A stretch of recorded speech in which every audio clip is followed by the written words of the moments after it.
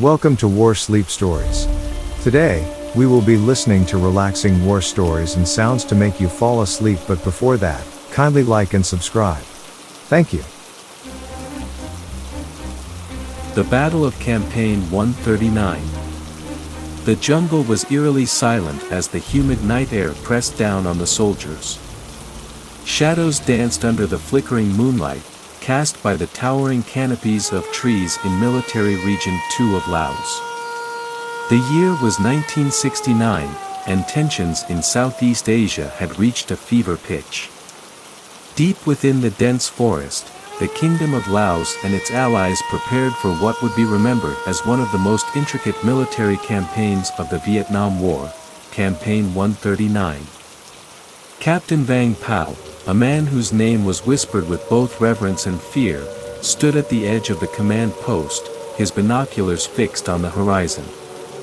The mission was clear: halt the advances of the North Vietnamese Army, NVA, and their Pathet Lao allies before they overran the strategic stronghold of Long Tieng. His breath was steady, but his mind raced. Intelligence had reported that Vuong Nguyen Gia, the famed North Vietnamese general, had dispatched two crack divisions, the 312th and 316th, to break their lines. Miles away, Lieutenant Som Chai, a young Thai volunteer, crouched in the underbrush with his squad. Their orders were simple but brutal: hold their position at all costs. The enemy, well-trained and well-equipped, was expected to attack before dawn. Som Chai glanced at his men, some veterans, others fresh recruits, their faces pale but resolute. The soft rustling of leaves nearby made his heart pound.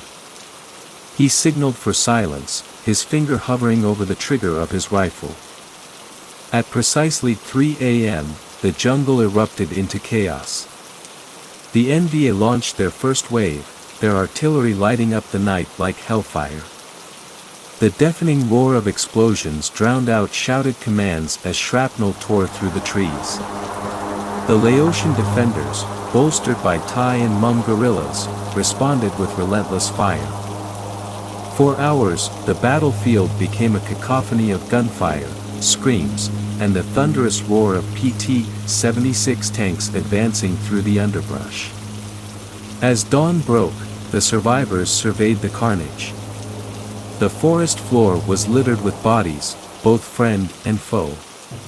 Som Chai's squad had held their position, but at a devastating cost: half his men lay dead or dying.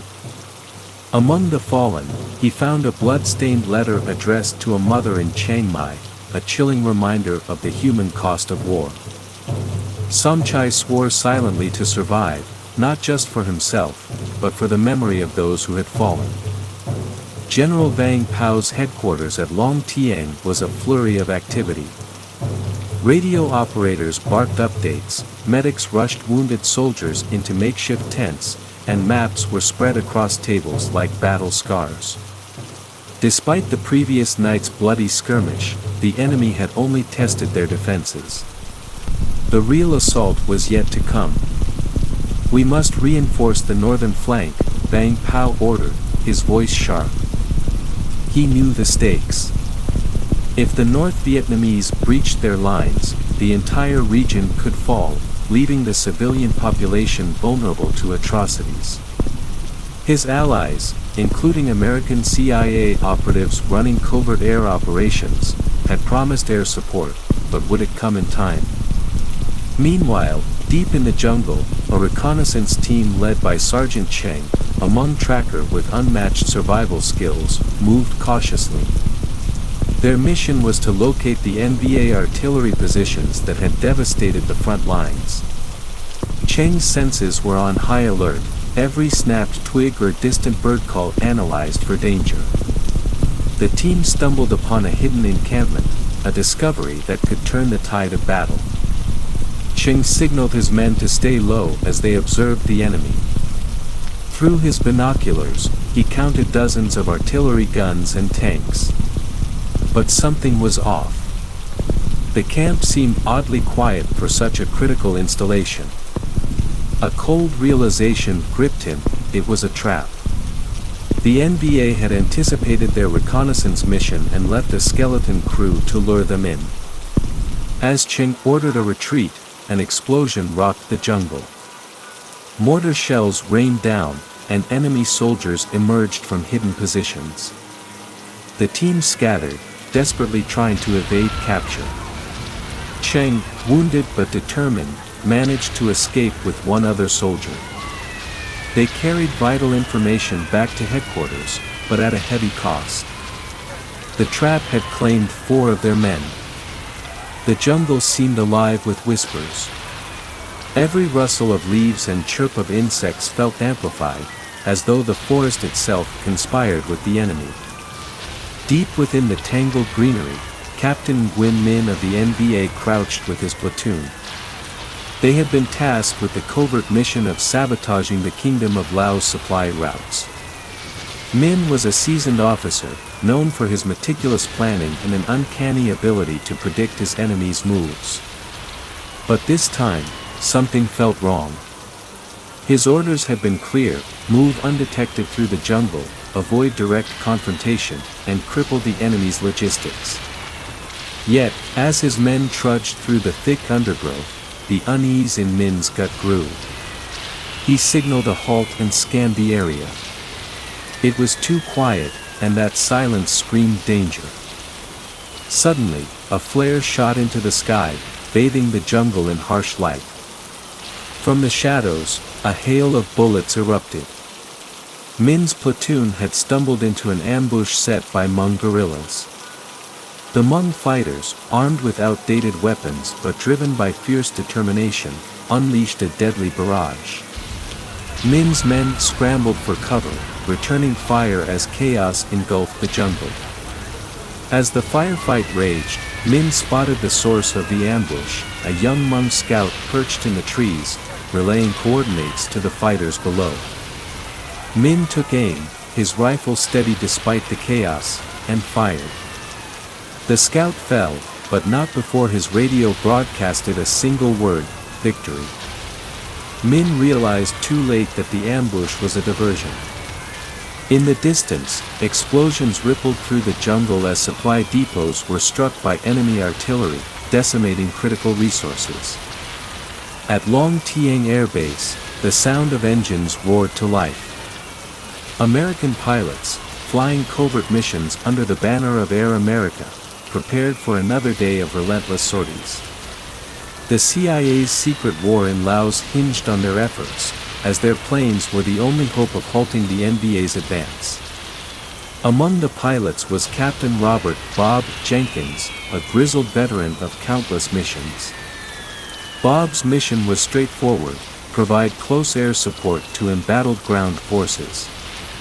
His plane, a rugged T-28 Trojan, was armed with rockets and machine guns. But he knew that each flight carried the risk of never returning. The enemy's anti-aircraft defenses had grown more sophisticated, and every mission felt like playing Russian roulette in the skies. As Bob's plane soared over the jungle, his radio crackled with frantic calls from the ground. The NBA was pressing hard against the Kingdom of Lao's northern flank, threatening to overrun their defenses. Bob descended into the chaos, unleashing a barrage of rockets on enemy tanks. The jungle below erupted in flames, but the enemy kept coming. Suddenly, Bob's cockpit lit up with warning lights. A surface-to-air missile streaked toward him, leaving no time for evasive maneuvers. The missile struck the tail of his plane, sending it into a spin.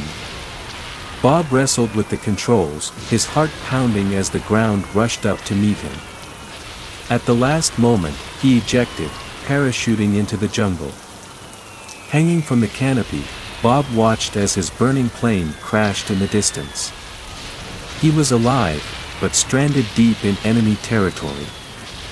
With only a survival kit and his wits, Bob's fight for survival had just begun. The camp at Long Tieng buzzed with tension. Word of Captain Jenkins' downed plane had reached General Vang Pao, and a rescue mission was hastily assembled. The general knew that losing an American pilot in the heart of enemy territory could jeopardize their alliance. Yet, as the mission was planned, whispers of discontent spread among the ranks. A traitor lurked among them, leaking vital information to the PHOU. Major PHOU, a trusted officer in the Kingdom of Lao's army, had taken a special interest in the situation. A brilliant strategist but an enigmatic figure, his loyalty was unquestioned, until now. As he reviewed the rescue operation, discrepancies began to emerge. Orders were being countermanded, and supply caches disappeared before they reached the front lines. Meanwhile, deep in the jungle, Bob Jenkins moved cautiously, his survival instincts honed by years of combat. With his sidearm drawn and a map salvaged from his plane, he navigated the dense terrain. He avoided well-trodden paths, aware that the NVA would be hunting for him. His only hope was to reach a rendezvous point marked on his map, but the sound of voices in the distance froze him in his tracks. Hiding in the shadows, Bob watched as a group of NVA soldiers passed, their laughter cutting through the oppressive silence. Among them was a man in Laotian military fatigues. Bob's mind raced. Could it be an Allied scout who had been captured? Or worse, a double agent guiding the enemy? His suspicion deepened when he saw the Laotian soldier hand over a map eerily similar to his own. Someone at Long Tiang had betrayed him. Back at the headquarters, the air grew colder with each passing hour. General Vang Pao, seated at the center of the command table, reviewed reports with growing frustration. The NVA seemed to anticipate every move. Convoys were ambushed, outposts overrun, and the skies too dangerous for consistent air support. All evidence pointed to an insider feeding intelligence to the enemy. Vang Pao turned to Major PHOU. "You've been silent," the general said, his voice sharp. "Do you have nothing to contribute?" PHOU's gaze met the general's, calm and measured. "Perhaps the Americans underestimate the North Vietnamese. Their strategy has evolved, that is all," he replied. His words were logical, yet they rang hollow. Doubt spread like wildfire through the room, unspoken but palpable. As the rescue team ventured into the jungle, led by Sergeant Cheng, paranoia gnawed at them. Cheng, still haunted by the ambush that claimed most of his men, couldn't shake the feeling of being watched. His team moved in silence, the thick jungle muffling their steps. Each man's grip on his weapon tightened as they neared the coordinates of Bob's crash site.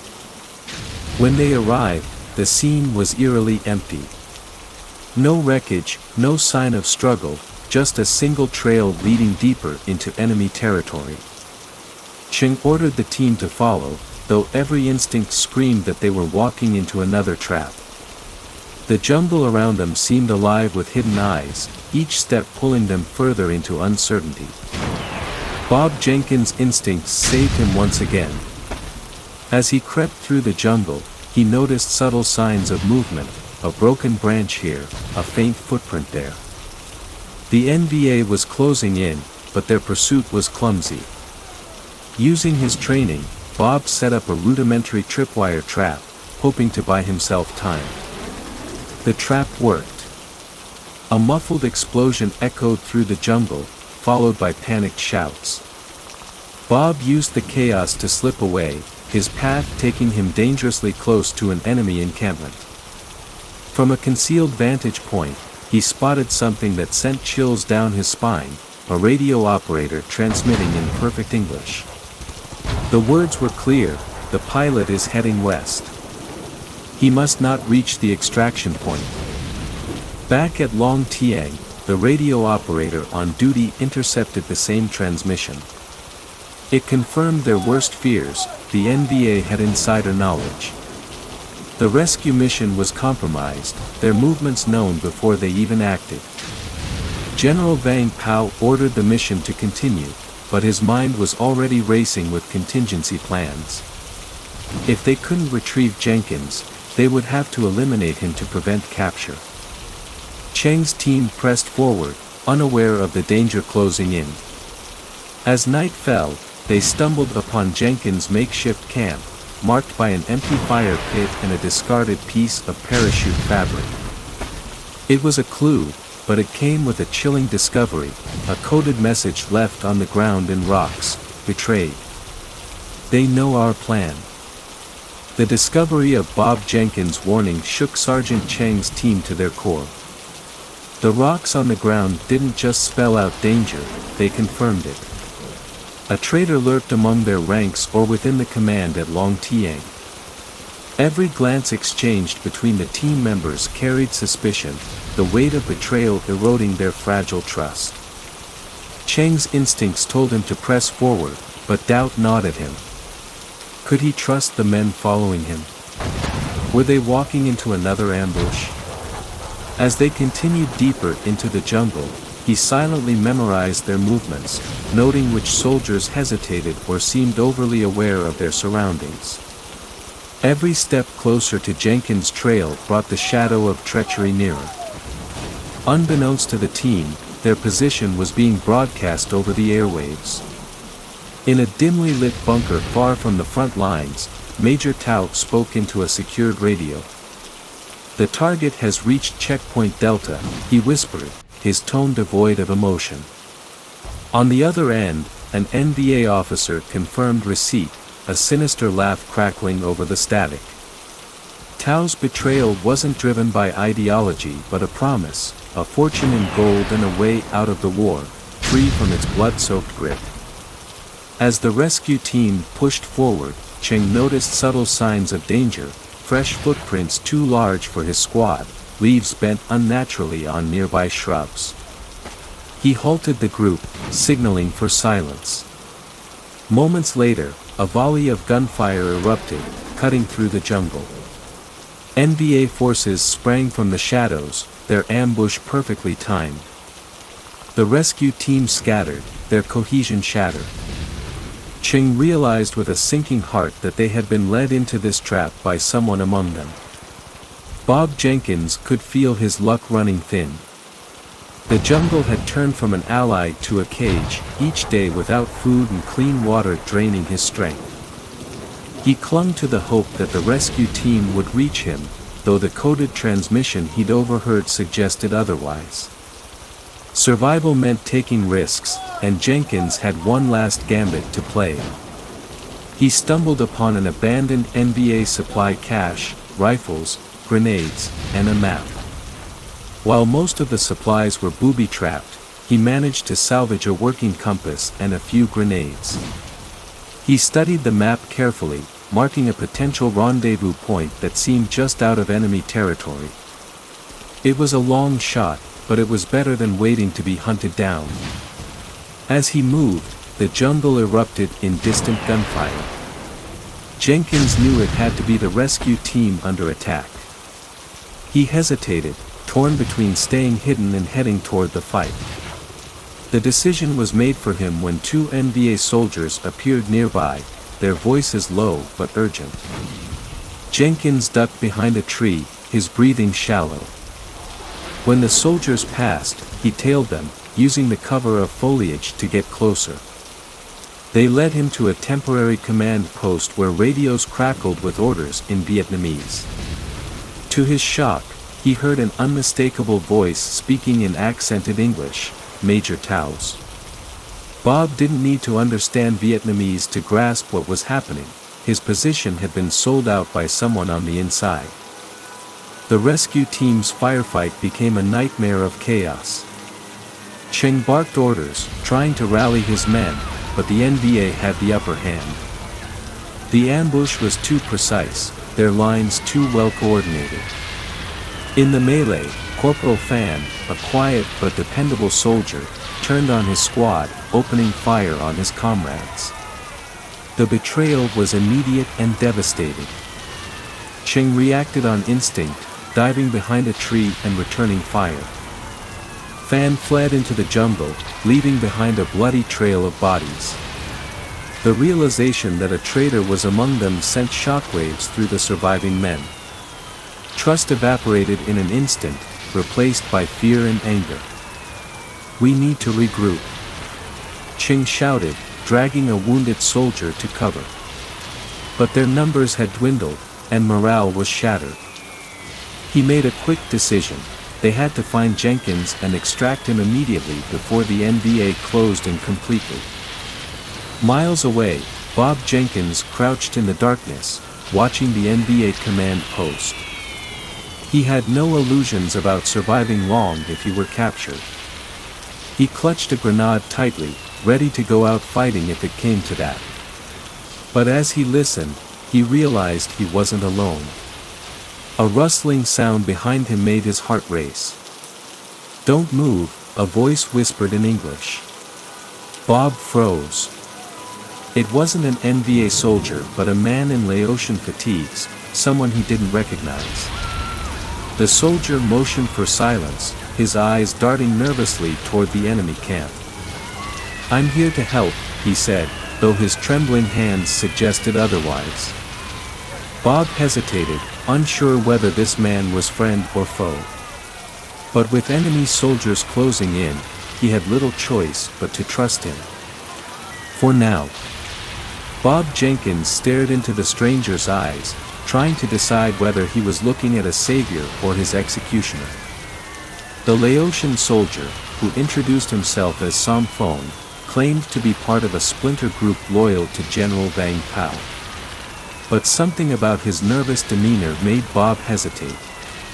Trust was a dangerous gamble, and in the jungle, it was often lethal. PHOU whispered urgently, "The NBA knows you're here. We have to move now."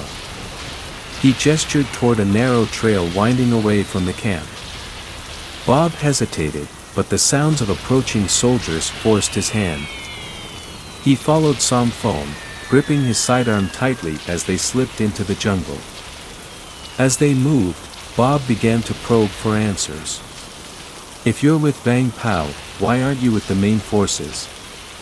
PHOU dodged the question, offering vague answers about being cut off during an ambush. His evasion only deepened Bob's suspicions. But before Bob could press further, PHOU abruptly froze. He motioned for silence, his finger pointing to a tripwire stretched across the path ahead. The wire was connected to an improvised explosive device, hidden beneath a pile of leaves. Bob's instincts took over. "Disable it," he said in a low voice. PHOU hesitated, his hands trembling as he crouched near the device. It was then that Bob noticed something odd: PHOU wasn't deactivating the tripwire. He was subtly arming a secondary charge. The realization hit Bob like a bolt of lightning: PHOU was no ally. Before PHOU could act, Bob lunged forward, shoving him away from the device and into the dirt. "Who sent you?" Bob hissed, his gun trained on the man. PHOU's face twisted with fear, but his lips remained sealed. The jungle offered no answers, only the distant sound of boots crunching through the underbrush. Time was running out. Sergeant Cheng and the remnants of his team pushed forward, their nerves frayed and their bodies battered. The jungle seemed to close in around them, an oppressive force that magnified their fear. They had picked up Jenkins' trail again but knew they were being hunted. The NBA wasn't far behind, and Fan, the traitor, could be anywhere. Cheng's mind raced as he led his men through the dense foliage. The coded message Jenkins had left hinted at betrayal, but Cheng didn't need the warning. He'd seen the damage Fan had caused firsthand. Every rustle of leaves felt like an ambush waiting to happen, every shadow reminder of their precarious situation. The group stumbled upon a small clearing, where they found signs of a recent struggle: trampled grass, discarded gear, and footprints leading in multiple directions. Cheng knelt to examine the scene, his eyes narrowing. He spotted blood on the ground, leading deeper into the jungle. Jenkins was here, he muttered. But before they could follow the trail, gunfire erupted. The NVA had caught up. Cheng's men scrambled for cover, returning fire as bullets zipped through the air. The firefight was brutal and unrelenting, the dense jungle providing little protection. Cheng spotted an NVA soldier trying to flank them and took him down with a well-placed shot, but the enemy kept coming. Amid the chaos, Cheng noticed something that chilled him to the core. Among the attacking NVA soldiers was Fan, his rifle aimed squarely at Cheng's position. The traitor's face was devoid of remorse, his loyalty clearly bought by the enemy. Cheng knew he had to make a choice, continue the fight or confront Fan before he caused more destruction. Bob Jenkins felt the sweat drip down his face as he stared at Samphone. The man's betrayal was no longer in question, but killing him outright would reveal Bob's position to the enemy. The jungle around them seemed to hold its breath, waiting for the next move. "Start talking," Bob demanded, his voice low but firm. "Who sent you?" Samphone's eyes darted to the side, searching for an escape. I was ordered to make sure you didn't leave the jungle alive," he admitted finally. The NVA paid well. Before Bob could respond, a distant explosion shook the ground. It was followed by the unmistakable sound of gunfire. Cheng's team was under attack. Bob's heart sank. The rescue mission had walked into a trap, and Samphone had played a part in it. "You're going to fix this," Bob said, grabbing Samphone by the collar and dragging him to his feet. "You're going to help me get to that fight, or I'll make sure the NVA doesn't have anything left to pay for." Reluctantly, Samphone agreed, leading Bob through the jungle toward the sound of gunfire. As they neared the clearing, Bob spotted Cheng's team pinned down by enemy fire. He took in the scene quickly, noting the overwhelming odds against them. "Stay here," Bob ordered Samphone. "If you try to run, I'll find you." Without waiting for a response, Bob moved into position, preparing to turn the tide of the battle. The clearing was a cacophony of chaos, bullets tearing through leaves, the cries of wounded soldiers, and the relentless roar of NVA gunfire. Sergeant Cheng's position was crumbling. His men were down to their last magazines, and the NVA pressed closer with every passing second. The air was thick with smoke and desperation. Bob Jenkins crept along the edge of the battlefield, keeping low to avoid detection. Through the scope of a rifle he had scavenged from the jungle, he spotted Cheng behind a fallen tree, barking orders to his men. The sergeant's courage was evident, but his team was outnumbered and outgunned. Bob knew they wouldn't last long. Drawing on his experience as a combat pilot, Bob formulated a risky plan. He spotted an NVA soldier manning a mortar and took him down with a single shot. The mortar was positioned perfectly to disrupt the enemy's formation. Bob sprinted toward it, bullets whizzing past him as he reached the weapon. Without hesitation, he turned the mortar on the NVA. The first shell exploded in the heart of the enemy's ranks, scattering soldiers and buying Cheng's team precious time. Bob fired again and again, each blast tilting the balance of the fight. The NVA, stunned by the sudden counterattack, began to retreat into the jungle. Cheng seized the moment, rallying his men for a countercharge. Together, they pushed the enemy back. When the dust settled, Cheng looked up to see Bob standing by the mortar, a grim expression on his face. "You're Jenkins," Cheng said, lowering his weapon. Bob nodded, exhaustion etched into his features. "I am. And I think we have a lot to talk about." The survivors regrouped in the jungle, their breaths ragged and their faces smeared with dirt and sweat. Cheng's team had suffered heavy losses, but they had prevailed, for now. As they patched up wounds and redistributed what little ammunition they had left, Cheng pulled Bob aside. "Who was that man?" Cheng asked, nodding toward Samphone, who sat bound and silent under the watchful eye of two soldiers. Bob explained what he had discovered, Samphone's role as an informant, the NBA's plans, and the deeper betrayal that pointed back to Long Tieng. Cheng's jaw tightened as he listened. "This explains everything," he said, his voice low. "The ambushes, the supply failures.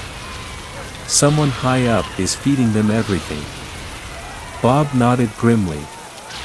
"We need to get back to Long Tieng and expose whoever it is.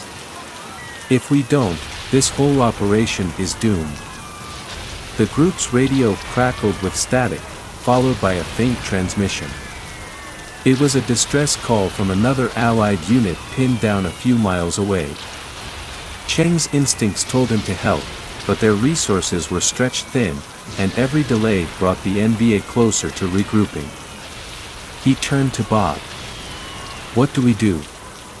Bob didn't hesitate. "We split up. You take your team and save those men.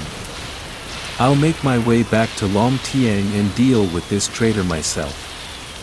Cheng hesitated, but Bob's determination left no room for argument. "Fine," he said. "But if you don't make it back, this war gets a lot harder for all of us." Bob's journey back to Long Tieng was fraught with peril. The jungle was alive with enemy patrols, and every step felt like a gamble. Guided by the map he had stolen from the NBA, he avoided well-trodden paths, moving under the cover of night. His mind churned with plans. How would he confront the traitor without proof? What if the command structure itself was compromised? As dawn broke, the outskirts of Long Tieng came into view. The airbase, once a bustling hub of activity, was now subdued. Morale was visibly low, the strain of constant attacks and dwindling resources weighing heavily on the soldiers. Bob slipped into the camp unnoticed, blending into the chaos as he made his way to General Vang Pao's headquarters. Inside the command tent, Vang Pao was deep in discussion with his officers. The general's sharp eyes met Bob's as he entered, and the room fell silent. "Captain Jenkins," Vang Pao said, his tone a mixture of surprise and relief. "We feared the worst." "I wish I brought better news," Bob replied. "But we have a problem, a big one." He laid out everything, the ambushes, Samphone's confession, and the clear evidence of a high-level leak. The room grew tense as Vang Pao absorbed the information. One of his officers, Major Tao, shifted uncomfortably. Bob's eyes locked onto him. "You seem nervous, Major," Bob said, his voice cold.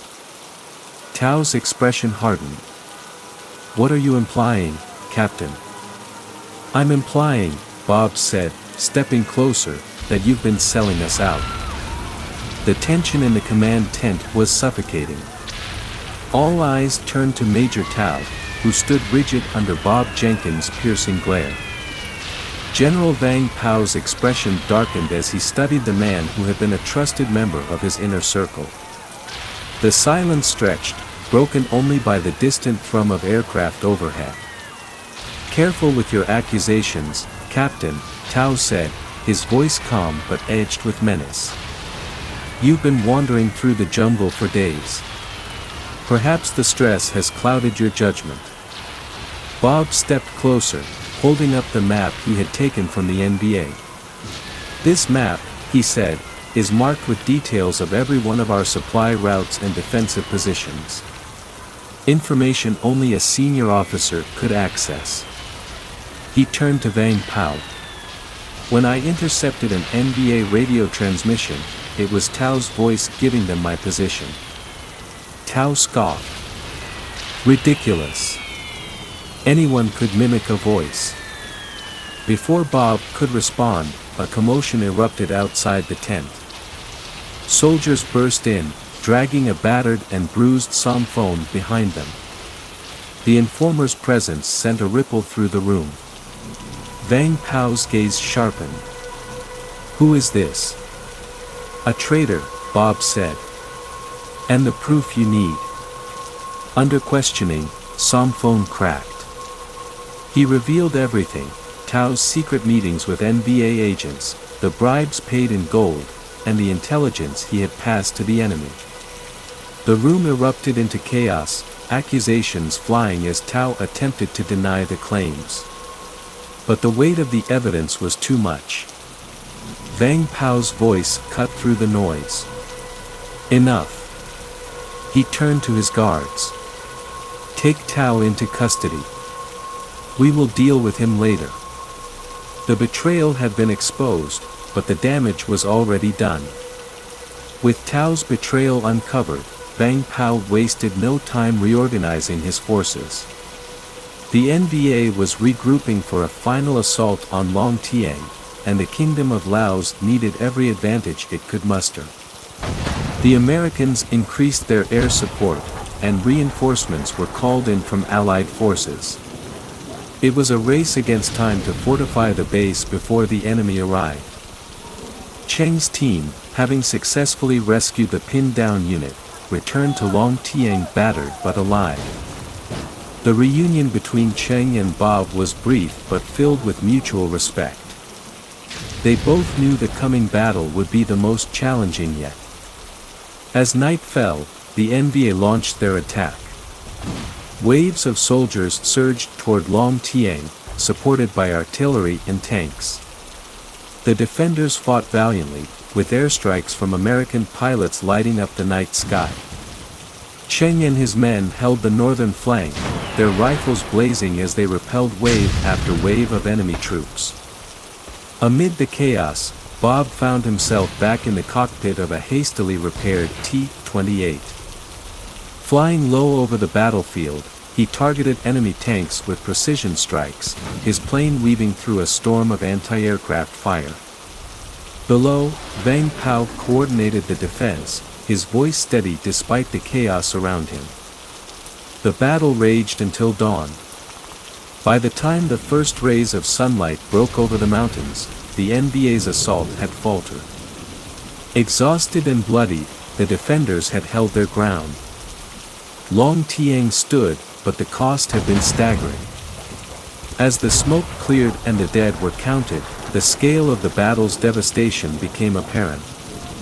Hundreds had lost their lives, and Long Tiang was left scarred but unbroken. General Vang Pao stood before his surviving troops, his voice filled with pride and sorrow. "You have shown the world what it means to fight for freedom," he said. "This is our victory, but it is also a reminder of the sacrifices we must continue to make." Bob Jenkins, battered but alive, approached Cheng. "You fought well out there," he said. Cheng nodded. "So did you. Without your mortar strike, we wouldn't be standing here." The operation's success was a turning point in the war, but it came with a heavy toll. Tao, the traitor, was handed over to Laotian authorities, his betrayal a stain on the kingdom's military. Sam Phone, having cooperated fully, was allowed to live but exiled from the region. For the men and women who survived, the battle was over, but the scars of war would remain. Campaign 139 officially concluded on April 25, 1970, with a hard-fought victory for the Kingdom of Laos. The strategic stronghold of Long Tiang had been defended, and the NVA's advance had been halted, at least temporarily. The campaign became a symbol of resilience and the complexities of war, where loyalty and betrayal often blurred. For Bob Jenkins, the campaign marked the end of his involvement in the secret war in Laos. As he boarded a transport plane back to Thailand, he looked out over the jungle one last time. The memories of those who had fought and fallen would stay with him forever. For General Vang Pao and his forces, the victory was bittersweet. They had won a battle, but the war raged on, a relentless reminder of the fragility of their position. Yet, amid the uncertainty, there was hope, a belief that their sacrifice would not be in vain. The story of Operation Commando Hunt. The year was 1968, and the dense jungles of Laos hid a treasure trove of trails and secrets. Beneath the canopy, unseen by most of the world, a relentless war raged. This was the Ho Chi Minh Trail, a lifeline for the North Vietnamese Army, NVA, threading through the mountains and forests of Indochina. Against this network, the United States launched a campaign of unprecedented scale, Operation Commando Hunt. For 4 years, the skies over Southeast Asia burned with fire and hope, as pilots and ground forces waged a desperate battle to sever the NVA's supply lines.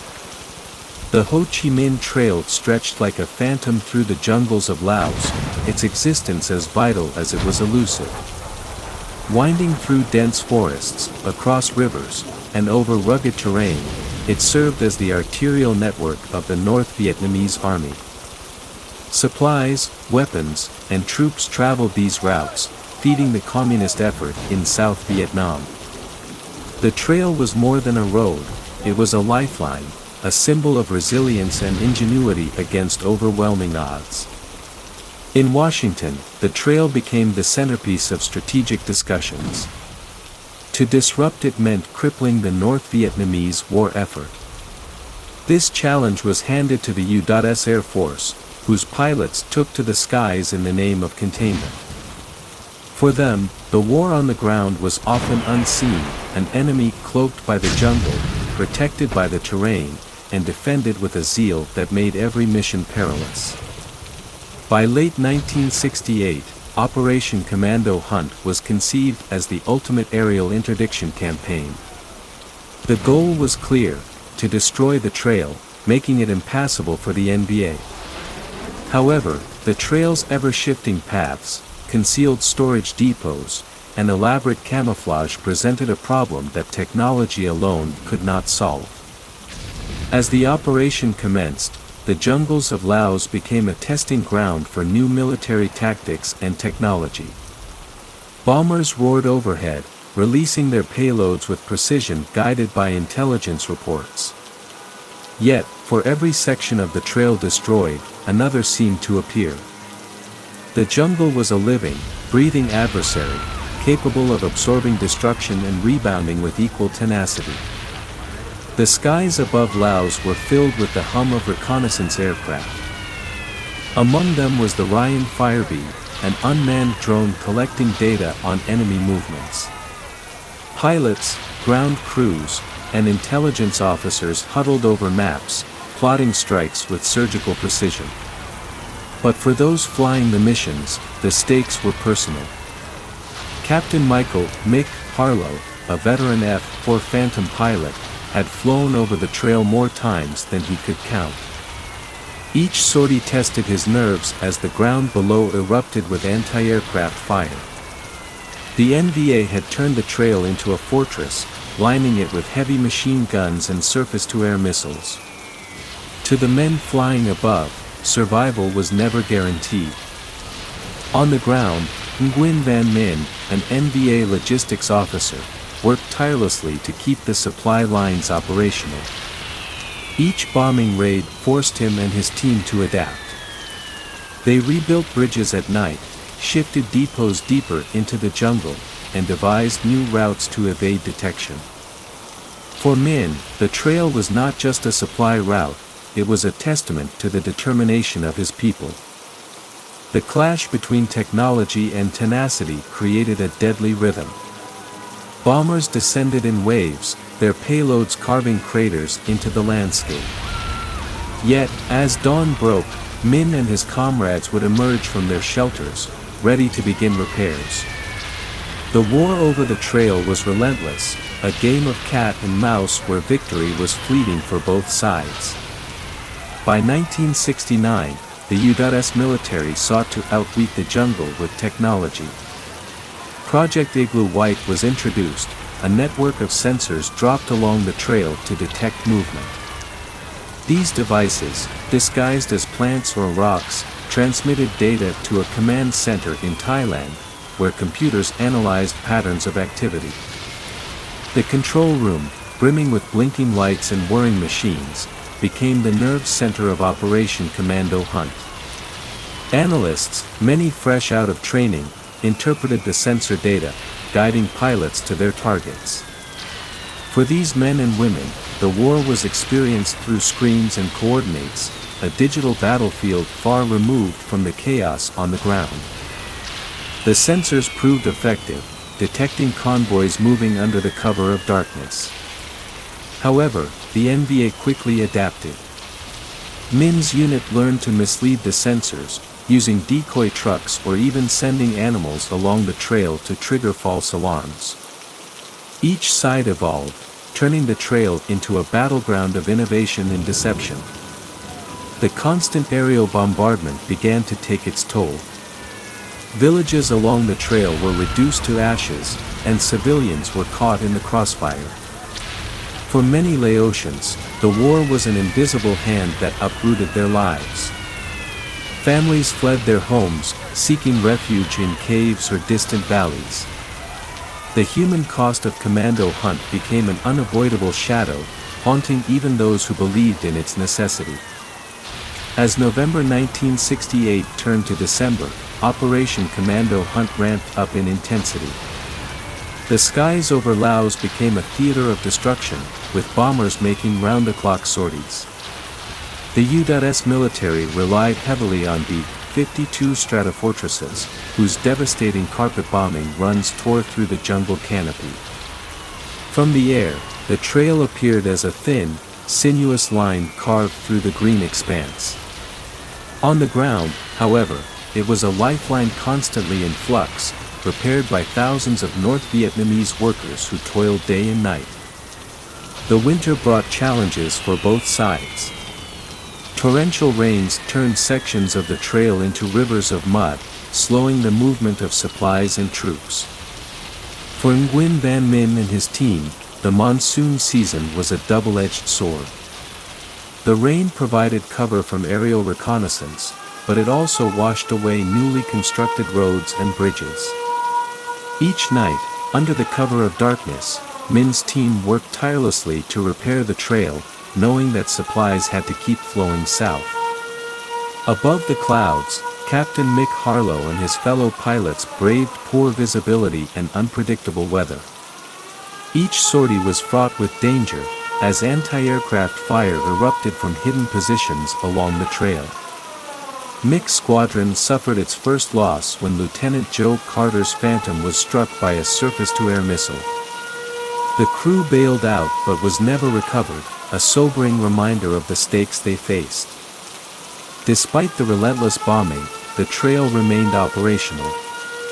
U.S. intelligence reported a significant flow of trucks moving south, carrying weapons, ammunition, and supplies. This reality frustrated the commanders of Commando Hunt, who faced mounting pressure to deliver tangible results.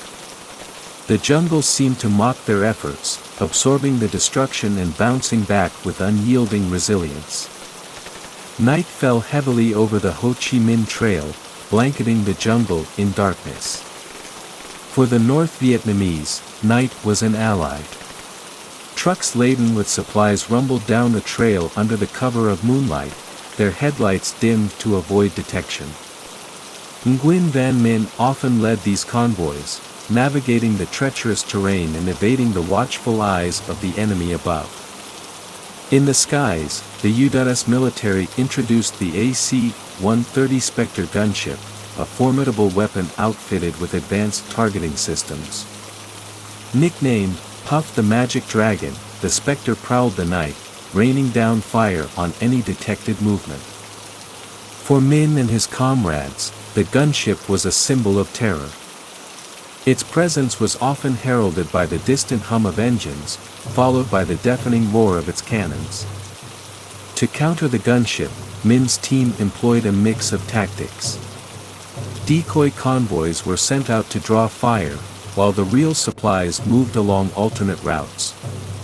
Anti-aircraft batteries were strategically positioned to ambush the Spectres, turning the night into a deadly chess match. Min's ingenuity kept his team alive, but every night brought new dangers and losses. On the ground in Laos, the war exacted a heavy toll on the local population. Villagers living near the trail were forced to abandon their homes, their lives upended by the constant bombing. Many sought refuge in caves, their days spent in fear as explosions shook the earth. For the Laotians, the war was a tragedy imposed upon them, a conflict they neither started nor understood.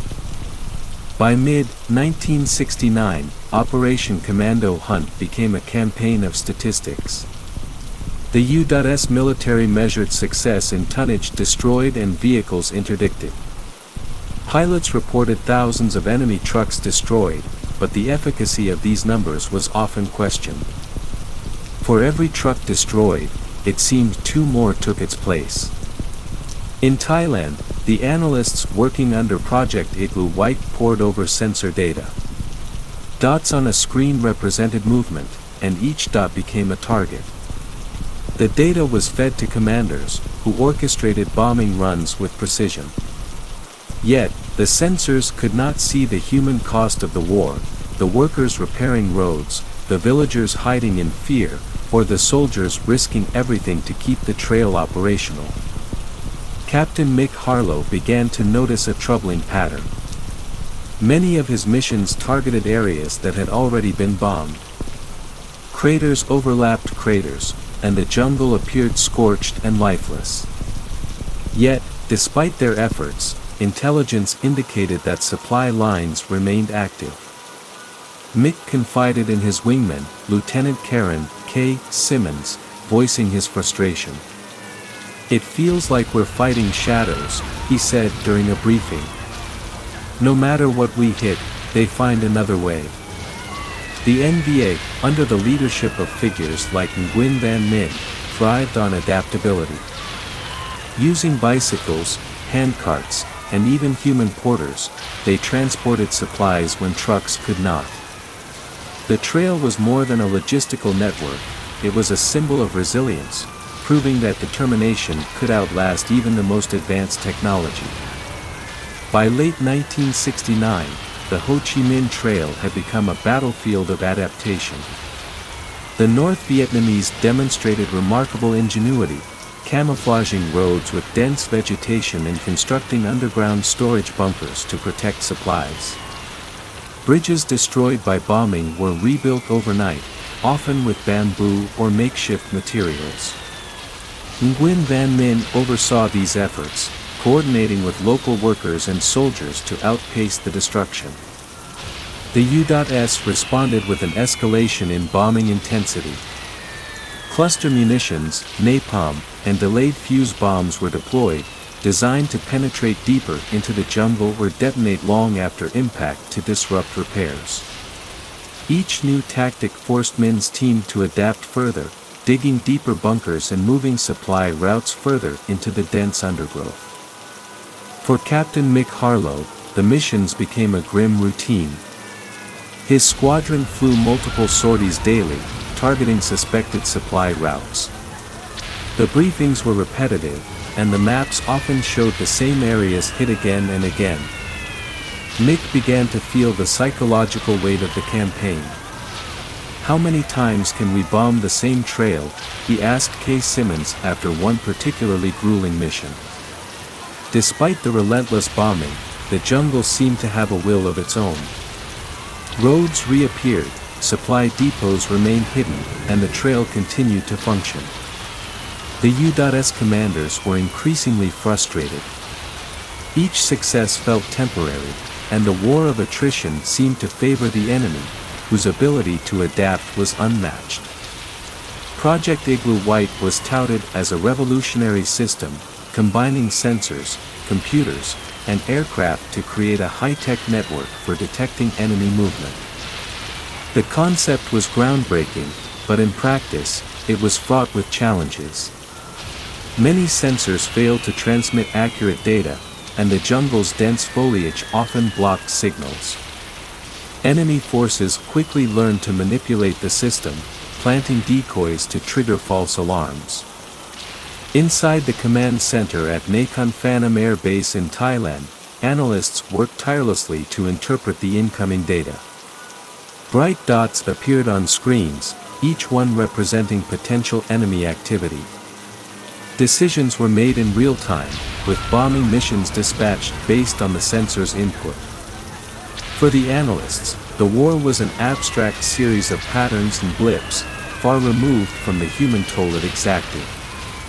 Meanwhile, on the ground, Nguyen Van Minh and his team adapted to the sensor's presence. They buried their movements under layers of jungle camouflage and used dummy convoys to mislead the PHOU's forces. Minh took pride in outsmarting the advanced technology, though he knew the cost of failure was high. "Every truck that makes it through is a victory," he told his comrades one night as they huddled in a bunker. The limitations of Igloo White became a source of debate among PHOU's commanders. While the system allowed for precision strikes, it could not account for the enemy's resourcefulness. The trail remained operational, and supplies continued to flow south, challenging the very premise of the campaign. As 1970 dawned, Operation Commando Hunt entered its second year. The campaign had inflicted significant damage on the Ho Chi Minh Trail, but at a staggering cost. Thousands of bombing sorties had turned large swathes of Laos into a moonscape of craters, yet the enemy supply network remained intact. For the pilots, the missions became increasingly dangerous. Anti-aircraft defenses along the trail had grown more sophisticated, with the NBA deploying mobile SAM sights and radar-guided artillery. Captain Mick Harlow narrowly escaped death when his Phantom was struck by shrapnel during a bombing run. The close call left him shaken, but it also strengthened his resolve to see the mission through. On the ground, the human toll was devastating. Laotian villages near the trail were decimated, their inhabitants displaced or killed. The secret nature of the campaign meant that few outside the region understood its impact. For the villagers, the war was an inescapable nightmare, a conflict that consumed their lives without warning or explanation. Nguyen Van Minh witnessed the toll on his own people as well. Many of the workers repairing the trail were young men and women from local villages, risking their lives daily under the constant threat of bombs. Despite the hardships, Minh drew strength from their determination. "The trail is our artery," he reminded them. "Without it, we cannot survive." By mid-1970, the scale of Operation Commando Hunt had reached unprecedented levels. PHOU's bombers struck targets across the trail with relentless precision, guided by intelligence from Igloo White. Yet, the North Vietnamese continued to adapt, shifting routes, building underground storage facilities, and even constructing new trails. The war over the trail had become a test of endurance. For Captain Mick Harlow and his squadron, the missions blurred together. Each day brought new targets, but the results often felt the same. Mick began to question the campaign's effectiveness, confiding in K. Simmons during a rare moment of downtime. "We bomb them, and they rebuild," he said. "How do we win a war like this?" Meanwhile, Nguyen Van Minh faced his own struggles. Supplies were harder to move as the bombing intensified, and his team suffered heavy losses. Yet, the trail endured, a testament to their ingenuity and resolve. Minh found solace in small victories, every convoy that made it through, every bridge rebuilt under cover of darkness. The war along the Ho Chi Minh Trail was a microcosm of the broader conflict in Vietnam. It was a battle of willpower, strategy, and resilience, fought by individuals whose lives were forever changed by the events unfolding around them. The roar of jet engines shattered the stillness of the Laotian jungle as waves of B-52 bombers thundered overhead. Each aircraft carried thousands of pounds of ordnance, their payloads meticulously calculated to sever the Ho Chi Minh Trail. The bombers flew in formations, their high-altitude strikes blanketing vast swathes of land in explosions. From above, the jungle looked scarred and broken, yet the trail persisted, hidden beneath the dense canopy. For Captain Mick Harlow, every mission was a race against the clock. His squadron's F-4 Phantoms served as escorts for the bombers, clearing the way by neutralizing anti-aircraft batteries and engaging MiG fighters that ventured too close. It was a dangerous job, requiring nerves of steel and split-second decisions. Mick's close calls were mounting, each mission a gamble with fate. On the ground, Nguyen Van Minh and his comrades scrambled to keep the supply routes functional. After each bombing raid, teams emerged from bunkers to assess the damage. Craters were filled, bridges rebuilt, and storage depots relocated. Min's ingenuity shone through as he devised new ways to hide supply convoys, using natural terrain and camouflage to outwit the relentless American air power. The jungle bore the scars of war, but it also displayed its resilience. New growth sprouted in bomb craters, and the trail shifted and adapted like a living organism. For Min, this resilience was a source of pride. "We are part of the jungle," he told his team. "As long as it stands, so will we." The Laotian villagers living near the trail were the silent witnesses of Operation Commando Hunt. For them, the war was a shadow that loomed over their lives, unpredictable and unforgiving. Entire communities were displaced, their homes destroyed by the constant bombardment. Many sought refuge in caves, emerging only at night to search for food and water.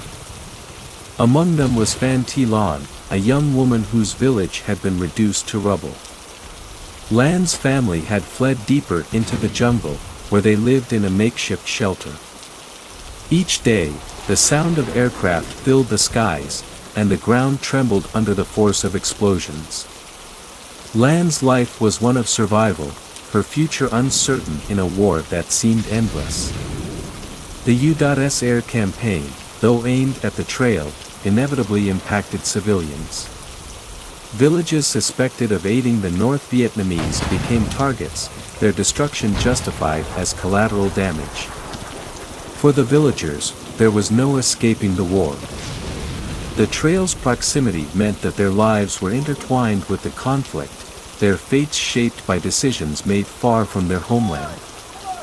Captain Mick Harlow, flying high above, rarely thought about the lives below. His focus was on the mission, the targets marked on his map. Yet, there were moments when the human cost of the war crept into his mind. "What happens to the people down there?" he asked Kay Simmons after a mission. Kay's response was somber. "We're fighting a war, Mick. There's no room for questions like that." By early 1971, the strain of Operation Commando Hunt was evident on both sides. For the U.S. pilots, the relentless pace of missions left little time for rest. The constant danger of anti-aircraft fire and surface-to-air missiles wore on their nerves. Mick Harlow began to feel the weight of the war, his confidence replaced by a growing sense of fatigue. On the ground, Nguyen Van Minh and his team faced their own challenges. The bombing had intensified, and the trail was under near constant attack. Supplies were harder to move, and casualties among the workers were mounting. Min struggled to keep morale high, knowing that every delay could mean disaster for the troops relying on the trail.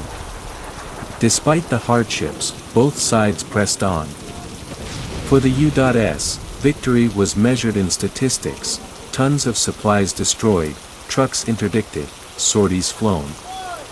For the North Vietnamese, success was defined by survival. Every convoy that made it through was a testament to their determination and ingenuity. The war over the trail had become a battle of endurance. Both sides knew that the outcome would not be decided by a single victory or defeat but by who could outlast the other. The jungle became a symbol of this struggle, scarred and battered, yet unyielding. As 1971 progressed, signs of a shift in the war began to emerge. U.S. public opinion was turning against the conflict, and the Nixon administration faced increasing pressure to scale back American involvement. The policy of Vietnamization aimed to transfer responsibility for the war to South Vietnamese forces, but its impact on Operation Commando Hunt was limited. For Mick Harlow, the change was barely noticeable. His squadron continued its missions, bombing the trail with the same intensity as before. Yet, there was a growing sense that the war was entering a new phase. Mick and his comrades began to wonder what their sacrifices were achieving. "We hit them every day," Mick said during a briefing. "But they're still there. The trail is still there." Nguyen Van Minh, too, sensed a shift. The North Vietnamese were preparing for larger offensives, using the trail to move troops and supplies south in greater numbers. Minh knew the stakes were higher than ever. Every bridge repaired, every truck that made it through, brought them closer to their goal. The war over the trail was entering its final act, but the outcome was far from certain.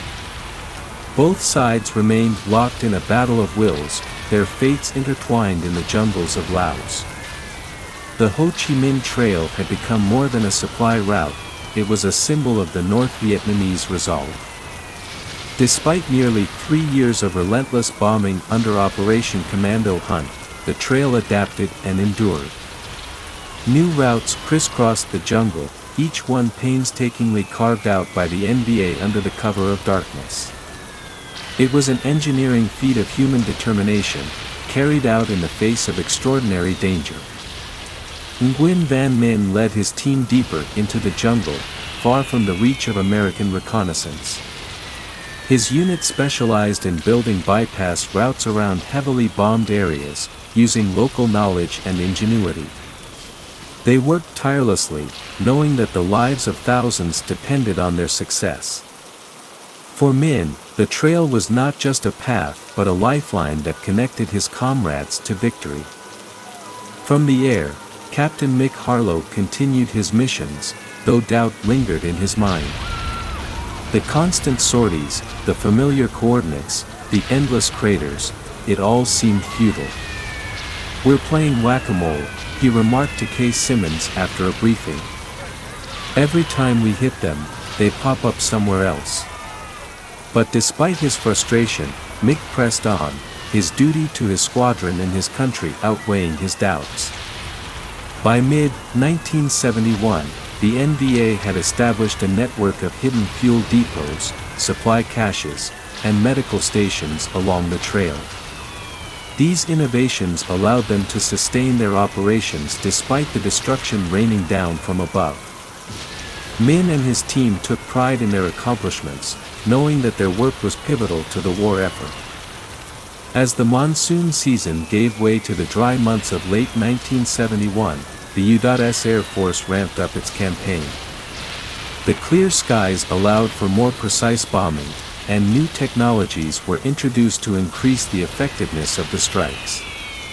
Among them were laser-guided bombs, capable of hitting specific targets with deadly accuracy. Mick Harlow's squadron was among the first to test the new weaponry.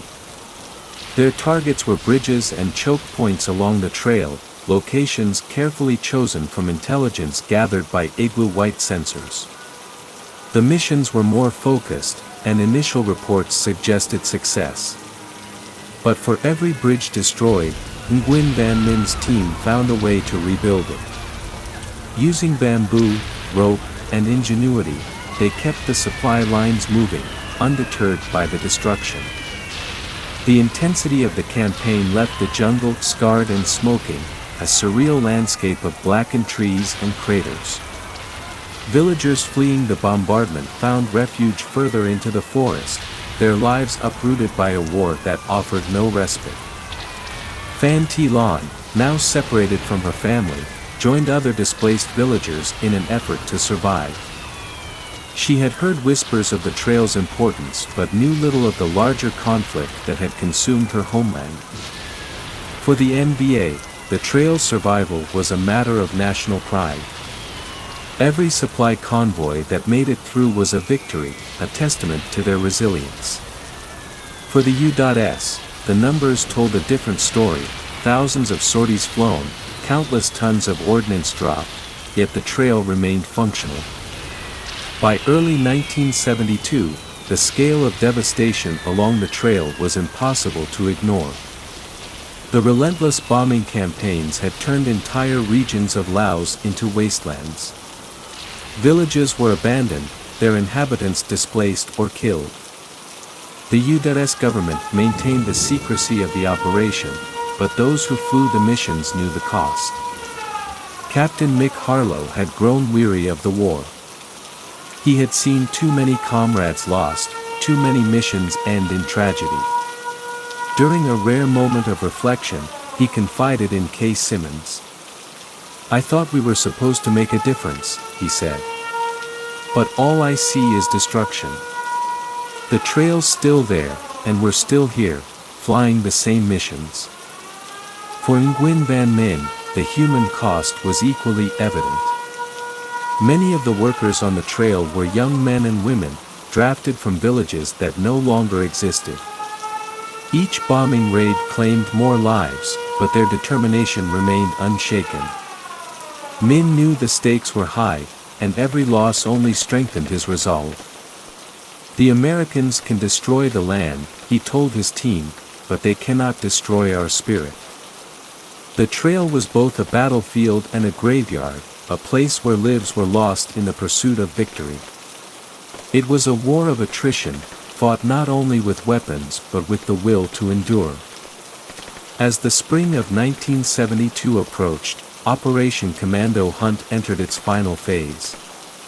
The NVA was preparing for its largest offensive yet, and the trail was bustling with activity. Supplies and troops moved south in unprecedented numbers, using every route and bypass Min's team had built. The U.S. responded with an all-out effort to sever the trail once and for all. The skies over Laos were filled with bombers, fighters, and reconnaissance aircraft. The jungle trembled under the weight of the ordnance, and the trail seemed on the verge of collapse. Yet, it held firm, its resilience a testament to the ingenuity of those who built it. For Min, the final push was the culmination of years of work. "This is what we've been fighting for," he told his team. "We cannot fail now." Mick Harlow flew one of his last missions over the trail, his plane cutting through the smoke-filled sky. He knew the operation was nearing its end, but the sense of closure eluded him. As he dropped his payload on a convoy below, he wondered if it would make any difference. The war had become a cycle, one he could not see breaking. As the U.S. began withdrawing its forces, the trail stood as a symbol of endurance. It had withstood years of relentless attack, its survival a testament to the determination of those who defended it. For Min and his comrades, it was a victory earned through sacrifice and ingenuity. The battle at SALA PHOU. The early dawn broke over the jagged mountains of northern Laos, bathing the valley below in an eerie mist. SALA PHOU, a strategic junction between major routes, remained silent, almost tranquil, except for the low hum of anticipation. Hidden in the dense foliage were soldiers of the Pathet Lao, their dark uniforms blending seamlessly with the landscape. They waited like predators, the barrels of their weapons glinting faintly in the sparse sunlight. The Royalist convoy, a mix of troops from Battalion Commando 206 and Battalion Infantry 6, advanced cautiously along the winding road. Vehicles loaded with supplies and soldiers rolled forward, their progress slow and deliberate. For weeks, they had trained for this mission, but no preparation could fully erase the fear etched into their faces. Among them was Lieutenant Somchai, a seasoned officer whose sharp eyes scanned the tree line, searching for the faintest hint of movement. Then it happened. The first explosion ripped through the lead truck, scattering debris and sending flames shooting skyward. Chaos erupted as automatic gunfire rained down from the hills. PHOU forces emerged from their cover, their ambush precise and devastating. Soldiers leaped from the trucks, scrambling for cover, their shouts drowned out by the cacophony of battle. Somchai barked orders, rallying his men. Take cover. Return fire. He crouched behind a boulder, his hands steady as he aimed his rifle. The royalists were outnumbered, their defensive positions hastily formed. Yet, despite the odds, they fought back fiercely. For every fallen comrade, another soldier stepped forward, determined to hold the line. The ambush at SALA KHOUN left the royalists in disarray. The once orderly convoy was now a smoldering ruin, and the survivors were scattered. Somchai's voice was hoarse from shouting commands as he led the remnants of his unit through the dense jungle, hoping to evade the advancing enemy. The sound of boots crunching leaves was nearly drowned out by distant gunfire and explosions. Among the retreating soldiers was Private Arun, barely 18 and clutching his rifle like a lifeline. He stumbled, his leg bleeding from shrapnel. Keep moving, Somchai urged, hauling the young soldier to his feet. We'll find shelter beyond the ridge. Unbeknownst to the royalists, the PHOU had anticipated their escape route. A second ambush awaited them in the narrow pass. As the soldiers trudged onward, exhaustion and despair threatened to break their resolve. Suddenly, the sharp crack of gunfire echoed from ahead, halting them in their tracks. The enemy had cut them off. With no time to think, Somchai ordered his men to split into smaller groups. Scatter and regroup at Muang Sui. Remember, the mission isn't over. The soldiers hesitated, their faces pale with fear. Somchai grabbed Arun by the shoulder. You can do this, he said firmly, before vanishing into the jungle with a handful of others. As night fell, the jungle transformed into a labyrinth of shadows and sounds. Arun crouched beneath a canopy of trees, his heart pounding. He had lost sight of his group during the chaos and now wandered alone, his flashlight broken and his nerves frayed. Every rustle of leaves sent a jolt of terror through him. He wasn't alone for long. From the darkness emerged two figures, fellow soldiers, their faces as worn and desperate as his own. Private Arun, one of them whispered, a sergeant named Chanta. Stay quiet. We saw enemy patrols nearby. The trio moved cautiously, relying on moonlight to guide them. They stumbled upon an abandoned hut, a relic of a long-forgotten village. Inside, they found a map and a rusted radio. As Chanta tinkered with the radio, hoping to make contact with their base, Arun kept watch at the door. His rifle felt heavier with every passing moment. A sudden noise outside froze him. Footsteps. Slowly, a figure emerged from the shadows, a young woman carrying a basket of herbs. She froze upon seeing the soldiers, her face pale. Who are you? Chanta demanded, his rifle aimed at her chest. I am May, she stammered, I can help you. But you must leave quickly. They are coming. May led the soldiers through the jungle, her every movement swift and calculated. She explained in whispers that she was part of a local resistance group aiding the royalists. Her knowledge of the terrain was invaluable, but her presence stirred unease among the men. Could she be trusted, or was this a trap? They reached a hidden cave just as dawn began to break. Inside were supplies, water, food, and ammunition. May handed Arun a small bag of herbs for his wound, her eyes filled with quiet determination. This war has destroyed everything, she said. We fight because we have no choice." As they rested, the sound of distant artillery grew louder. The royalists were mounting a counterattack, and the soldiers knew they had to rejoin their comrades. But as they prepared to leave, May revealed a startling truth. "The enemy knows your plans," she said. "A spy among your ranks has betrayed you." The revelation sent shockwaves through the group. Who could it be? Suspicion and paranoia festered as they set out, each soldier wary of the others. Arun couldn't shake the feeling that their ordeal had only just begun. The trek back toward Muang Sui was fraught with tension. May led the group through a network of hidden trails, her pace brisk and her eyes ever watchful. The soldiers, however, were burdened not only by exhaustion but by the knowledge of a spy among their ranks. Whispers spread like wildfire, suspicion flickering between glances. Sergeant Chantha kept close to May, his unease clear. "How do you know there's a spy?" he asked, his voice low but firm. May hesitated before replying, messages intercepted by the resistance. Specific troop movements, someone is feeding them information. Her words hung in the air like a guillotine, their implications chilling.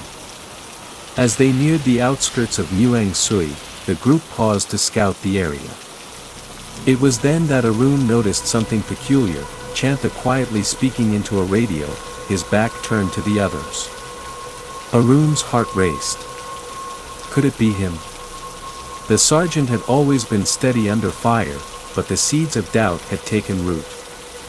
Before Arun could act, the air exploded with gunfire. PHOU forces emerged from the shadows, their ambush swift and brutal. May grabbed Arun, dragging him behind a fallen tree as bullets whizzed overhead. "We've been followed," she shouted. Chaos reigned, but Arun couldn't tear his eyes away from Chantha, who had dropped the radio and was fighting alongside them with ferocious determination. The survivors stumbled into Muang Sui under the cover of darkness. The once thriving outpost was now a fortress, its perimeter lined with sandbags and machine gun nests. The royalist forces inside had been fighting tooth and nail to hold their ground against relentless assaults. Lieutenant Somchai greeted the group with visible relief, though his expression darkened as May relayed the news of a spy. "We'll deal with that later," he said grimly. "Right now, we need every man to hold this position. If Muang Sui falls, we lose everything." The night brought no reprieve. Waves of PHOU fighters launched attacks, their mortar shells lighting up the sky. Arun, stationed at a makeshift barricade, gripped his rifle so tightly that his knuckles turned white. He couldn't shake the memory of Chantha and the radio. Was it just a coincidence, or had the sergeant led the enemy to them? Hours turned into an eternity as the royalists fought to repel the assault. When dawn finally broke, the battlefield was littered with debris and the bodies of the fallen. Among them was Chantha, his lifeless form slumped against a sandbag. In his pocket, Somchai found a coded message, the kind used by the enemy. The discovery of Chantha's betrayal sent shockwaves through the defenders. Arun sat in stunned silence, his mind racing. Chantha had saved his life more than once, how could he reconcile that with the revelation of his treachery? May, ever pragmatic, reminded him that war blurred the lines between loyalty and survival. Perhaps he thought he was saving his family, she said quietly. "We'll never know." Despite their victory, the royalists were far from safe. Supplies were running low, and reinforcements seemed like a distant hope. Somchai gathered the remaining troops for a briefing, his tone resolute. "We hold Muang Sui at all costs," he declared. "But we can't just wait for the enemy to crush us. We need to strike back."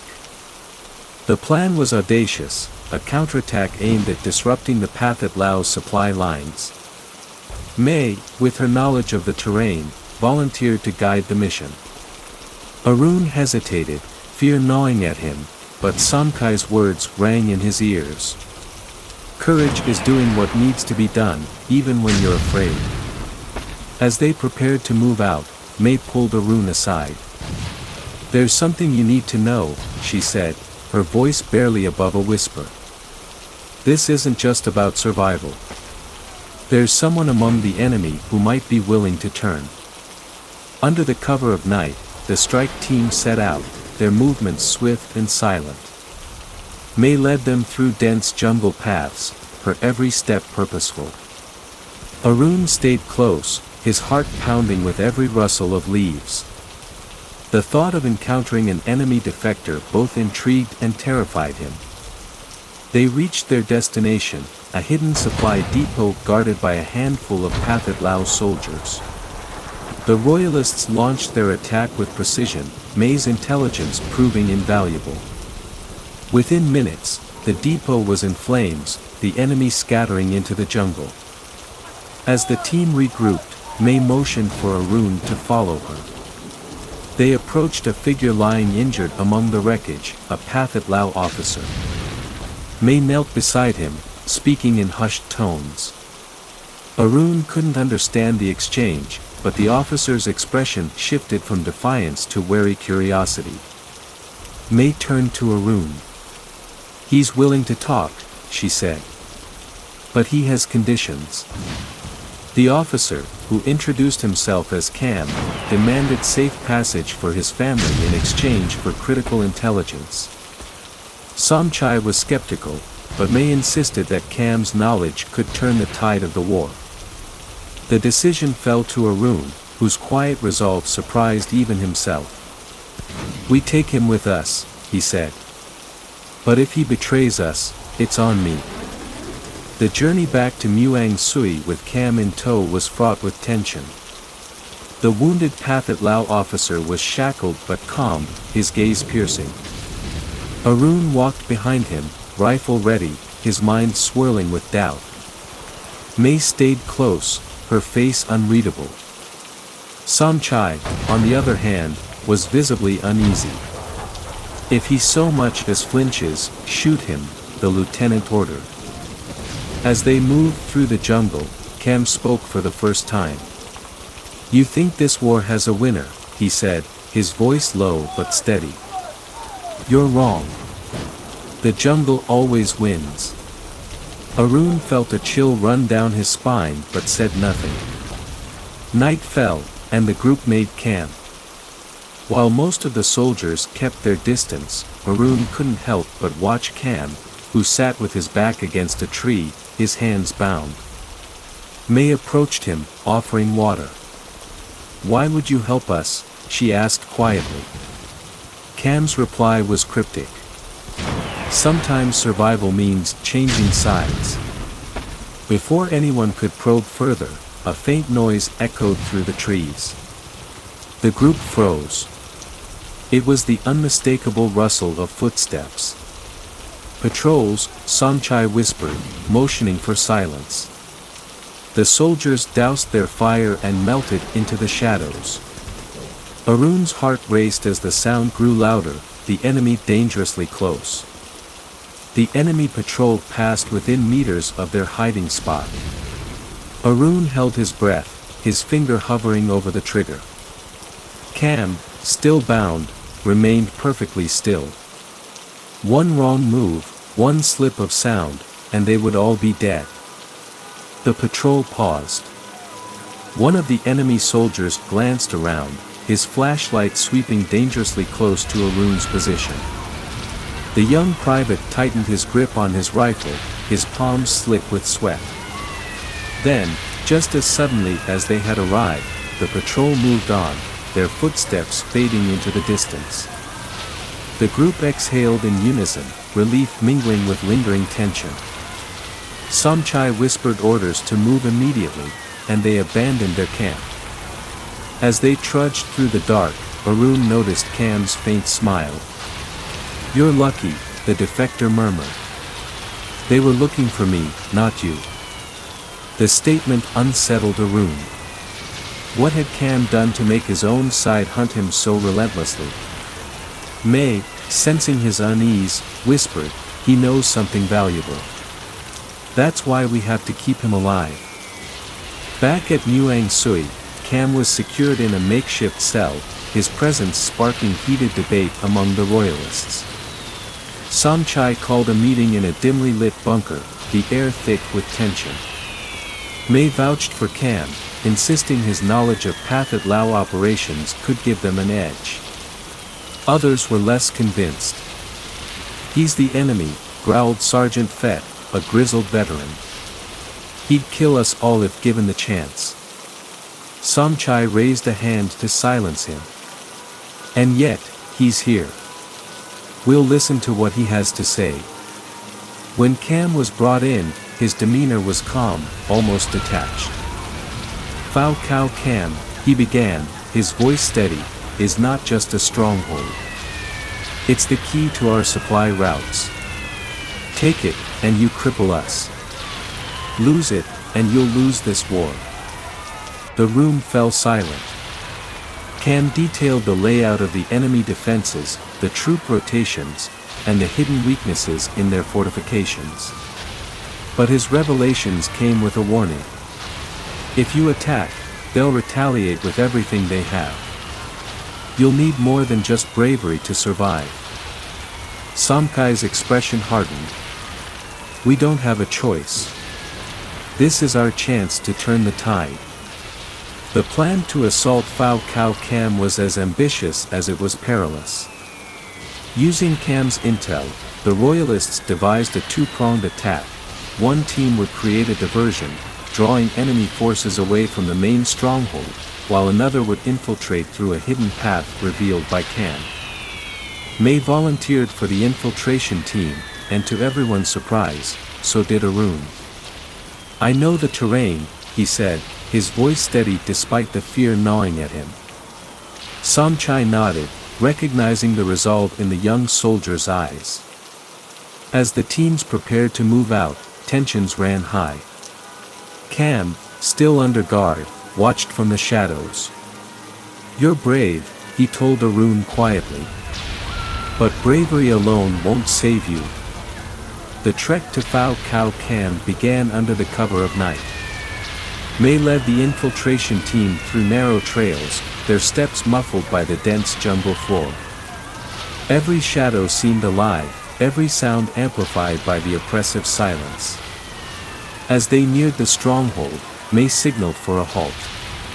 In the distance, the faint glow of enemy searchlights pierced the darkness.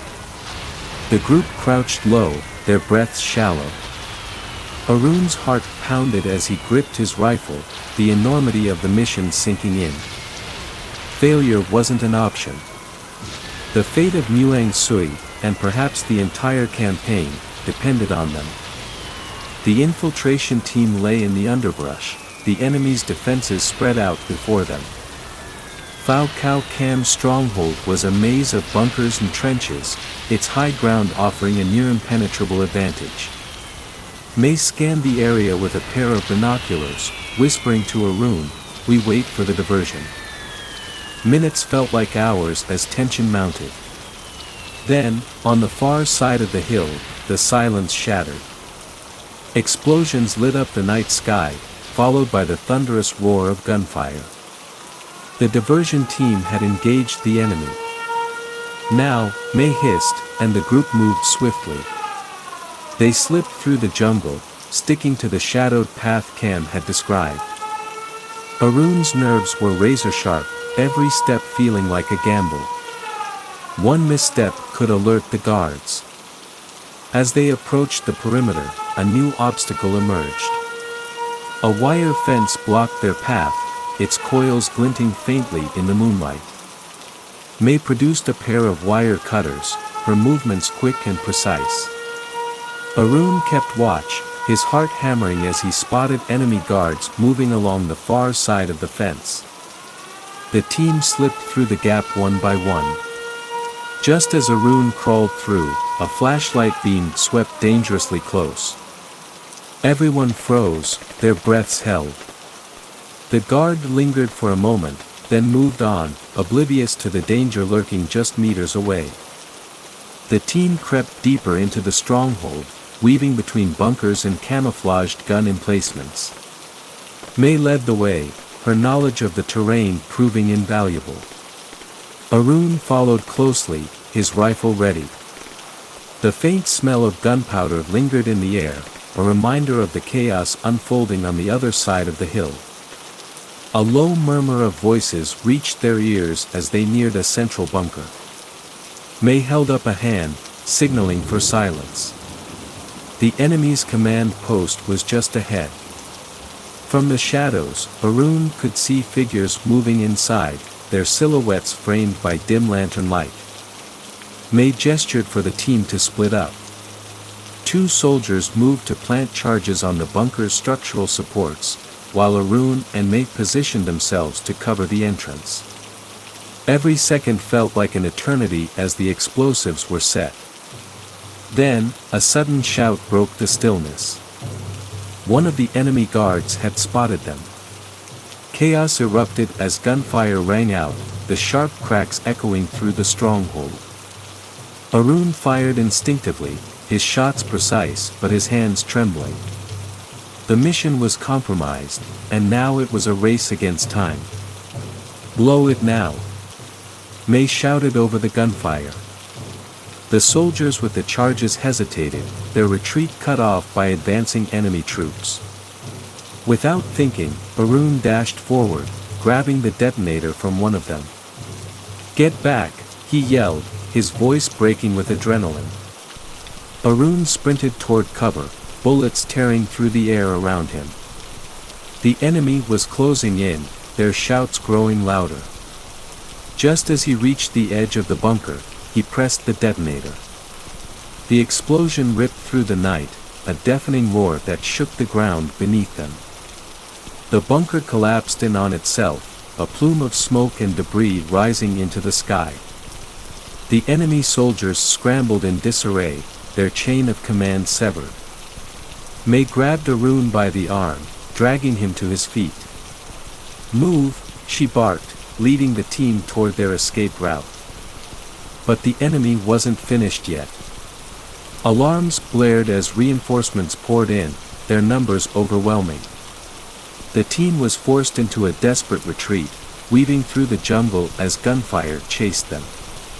Arun's lungs burned, his legs screaming for rest, but he pushed on, driven by sheer survival instinct. The escape route Cam had described led them to a hidden ravine. The team slid down the steep incline, their bodies bruised and battered but alive. The sounds of pursuit grew fainter as the jungle swallowed them. When they finally stopped to catch their breath, May assessed the team. One soldier was missing, and another was nursing a gunshot wound. Arun sat with his back against a tree, his hands shaking uncontrollably.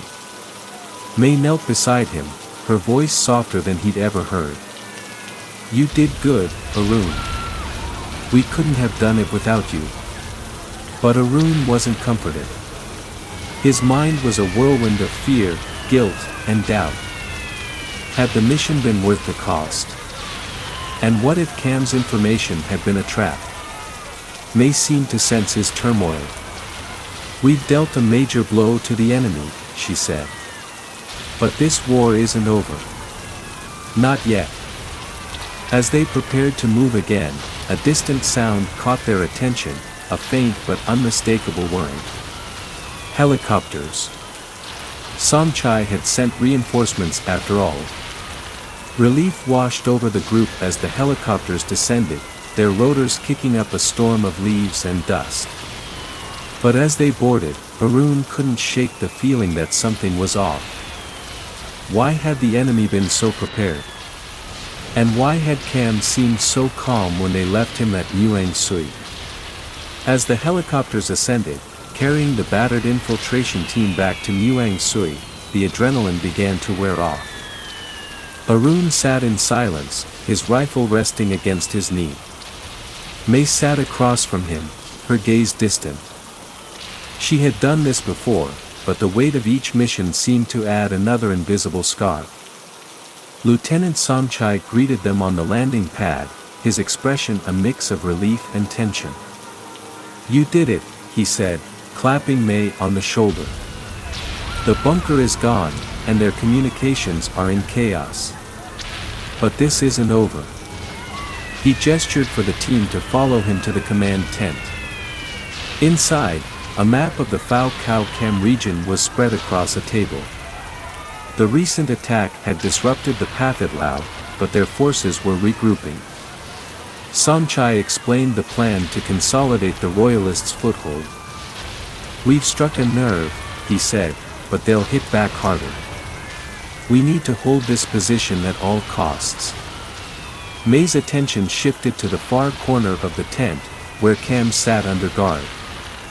His presence loomed over the room like a storm cloud. Arun couldn't shake the feeling that Cam knew more than he was letting on. Somchai seemed to share the sentiment. "He's not just a prisoner," the lieutenant said. "He's a liability. Keep him under constant watch."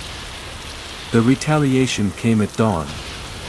Explosions jolted the Royalists awake as mortar fire rained down on their defenses. Soldiers scrambled to man their positions, the air thick with smoke and chaos. Arun, still groggy from a fitful sleep, grabbed his rifle and sprinted to the nearest trench. The PHOU forces surged forward in waves, their relentless assault threatening to overwhelm the Royalist defenses. May moved between positions, directing fire and rallying the troops. Her calm under pressure was a beacon in the storm. Amid the chaos, Arun spotted movement near the command tent. A figure darted inside, and Arun's stomach twisted. It was Cam. Ignoring May's orders to stay low, Arun bolted from the trench, his heart pounding. Inside the tent, Cam stood over the radio operator, who lay unconscious on the ground. Arun raised his rifle, but Cam turned slowly, his hands raised. "I'm not your enemy," he said, his voice steady. "I'm trying to stop this." Arun hesitated, the weight of the moment pressing down on him. Cam gestured to the radio. "Your people underestimated them. They'll destroy this base unless you trust me. Let me help." Arun's finger hovered over the trigger, his mind racing. Could Cam be trusted? The sounds of battle outside grew louder, the Royalists' defenses crumbling. Cam's eyes were steady, his tone urgent. "You don't have time to debate this," he said. Reluctantly, Arun lowered his rifle and called for Somchai. The lieutenant arrived moments later, his face flushed with fury. "What is he doing out of his cell?" he demanded. Arun explained what he had seen, his voice shaking. Cam remained calm, his hands still raised. "They've redirected their forces to your flank," Cam said. "You're vulnerable there. If you don't counter now, you'll lose everything." Somchai glared at him, but the urgency of the situation left little room for argument. He ordered a scout team to confirm Cam's intel. Minutes later, the scout team reported back, Cam was right. The enemy was massing on their flank, preparing for a devastating push. Somchai turned to Cam, his expression unreadable. "If you're lying, I'll kill you myself," he said. Cam nodded solemnly. "Then let's not fail." With Cam's guidance, the Royalists launched a counterattack on the enemy's flank. May led the charge, her small team moving swiftly through the jungle. Arun was by her side, his fear replaced by a grim determination. The ambush caught the PHOU off guard. The Royalists fought with renewed vigor, their desperation fueling their resolve. Arun's rifle felt like an extension of himself as he fired, each shot precise and deliberate. The tide began to turn. The PHOU, thrown into disarray, started to retreat. May's team pressed forward, driving the enemy back toward the foothills of KHOUN. By nightfall, the Royalists had reclaimed lost ground and fortified their defenses. Back at the base, Somchai confronted Cam once again. "You saved us," he admitted, his tone begrudging. "But I still don't trust you." Cam's response was measured. "You don't have to trust me, Lieutenant. You just have to win." Despite their victory, the Royalists knew the battle was far from over. The enemy was regrouping, and intelligence suggested they were preparing for a final, all-out assault. KHOUN had become the linchpin of the entire campaign. Somchai gathered his officers, May, and Cam in the command tent. The plan was bold: they would lure the enemy into a trap, using the terrain to their advantage. May would lead a small team to create the illusion of a weak point, drawing the PHOU into an ambush. As the preparations began, Arun found himself standing watch with Cam. The two men exchanged a few words, but an unspoken understanding had formed between them. Cam, for all his enigmatic nature, seemed genuinely invested in the Royalist success. When the enemy launched their attack, it was with everything they had. The sky lit up with tracer fire and explosions, the ground trembling under the weight of artillery. May's team held their position, drawing the PHOU deeper into the kill zone. At the critical moment, Somchai gave the signal. Royalist forces unleashed a withering barrage, cutting through the enemy ranks with devastating precision. The plan worked. By dawn, the PHOU were in full retreat, leaving KHOUN in Royalist hands. With the battle over, the Royalists stood bloodied but victorious. KHOUN, the critical stronghold, remained under their control. The campaign had taken its toll, but the Royalists had dealt a significant blow to the PHOU's supply lines and morale. Somchai addressed his troops, his voice ringing with pride and exhaustion. "We fought for our survival, for our future. This is our victory." The soldiers cheered, though their faces bore the weight of those who would never return. As the sun rose over the battlefield, Arun found May and Cam standing near the edge of the camp. "It's over," he said, though his voice carried uncertainty. May nodded, her expression somber. "For now," she replied.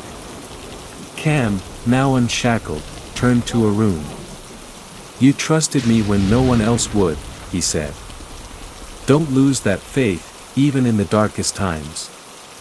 Then, without another word, he disappeared into the jungle, leaving Arun and May to wonder about the strange man who had walked the line between enemy and ally. The operation at KHOUN was over, but the war raged on, its shadows stretching far beyond the hills of northern Laos. The Battle of Ban Hui Sain.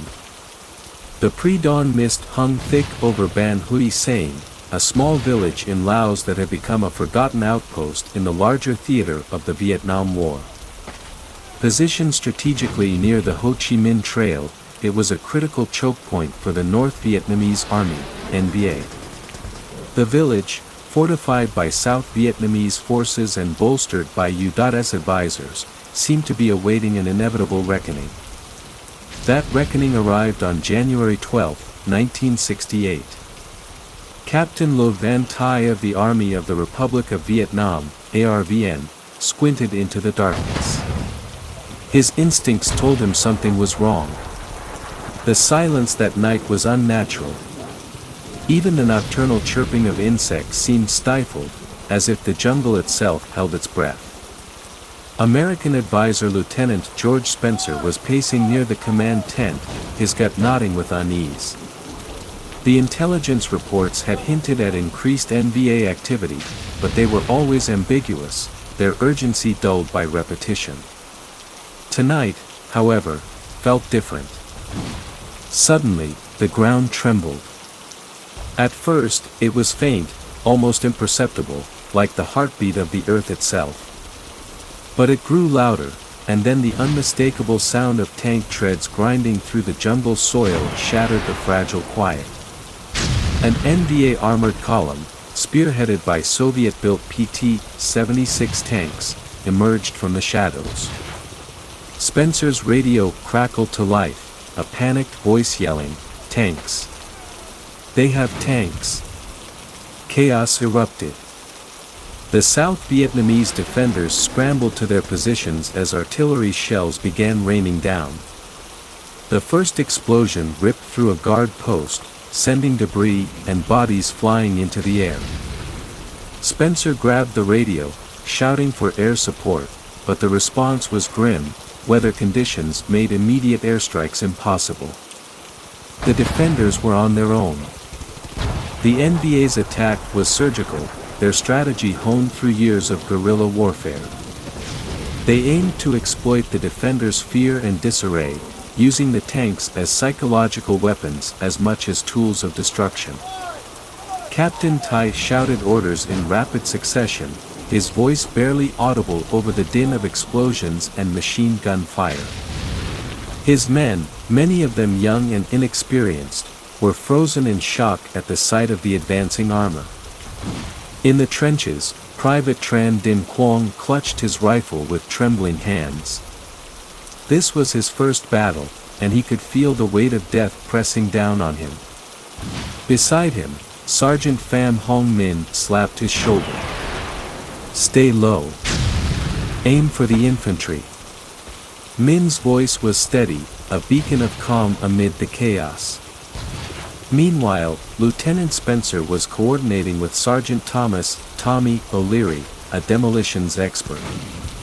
The two had worked together for months, but this was their first taste of direct combat.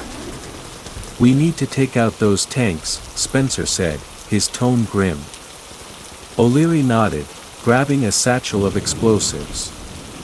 "Cover me," he replied before disappearing into the smoke-filled night. As O'Leary crept toward the lead tank, a mortar shell exploded nearby, showering him with dirt and shrapnel. He pressed on, heart pounding. Reaching the tank, he planted the explosives on its tread and retreated just as the detonation tore through the vehicle, halting its advance. It was a small victory, but the tide of battle was far from turning. Amid the cacophony of battle, another drama unfolded. Deep in the jungle, NVA Colonel Nguyen Van PHOU watched the assault through binoculars. His plan was unfolding as intended, but he was not complacent. He knew the ARVN and their American allies were resourceful, and he had prepared for contingencies. Hidden among the advancing forces were elite sapper units tasked with infiltrating the village's defenses and neutralizing key positions. In the command bunker, Captain Tai and Lieutenant Spencer argued over their next move. "We can't hold them off much longer," Tai said, his face pale with exhaustion. Spencer shook his head. "We need to buy time. Reinforcements are en route, but they won't get here if we fold now." As the defenders regrouped, the sappers struck. Clad in black pajamas and armed with knives and satchel charges, they moved like shadows, cutting through barbed wire and dispatching sentries with ruthless efficiency. One by one, the ARVN's machine gun nests fell silent. By the time the defenders realized what was happening, the sappers were inside the perimeter, wreaking havoc. In the chaos, Spencer and O'Leary found themselves pinned down in a makeshift command post. O'Leary grinned despite the danger. "I always wanted a front-row seat to hell," he quipped, loading his rifle. Spencer shook his head, suppressing a smile. "Let's make sure we live to tell about it." As dawn broke, the battlefield was a scene of devastation. The village of Ban Hui Sane lay in ruins, its defenders battered but not broken. Against all odds, they had managed to repel the initial assault, but at a heavy cost. Bodies lay strewn across the ground, and the air was thick with the acrid smell of smoke and blood. Captain Tai, wounded but determined, rallied his men. "We've held them off this long. We can hold them off until reinforcements arrive," he said, his voice firm despite the pain in his side. His words sparked a flicker of hope in the weary soldiers. In the jungle, Colonel Nguyen assessed his losses.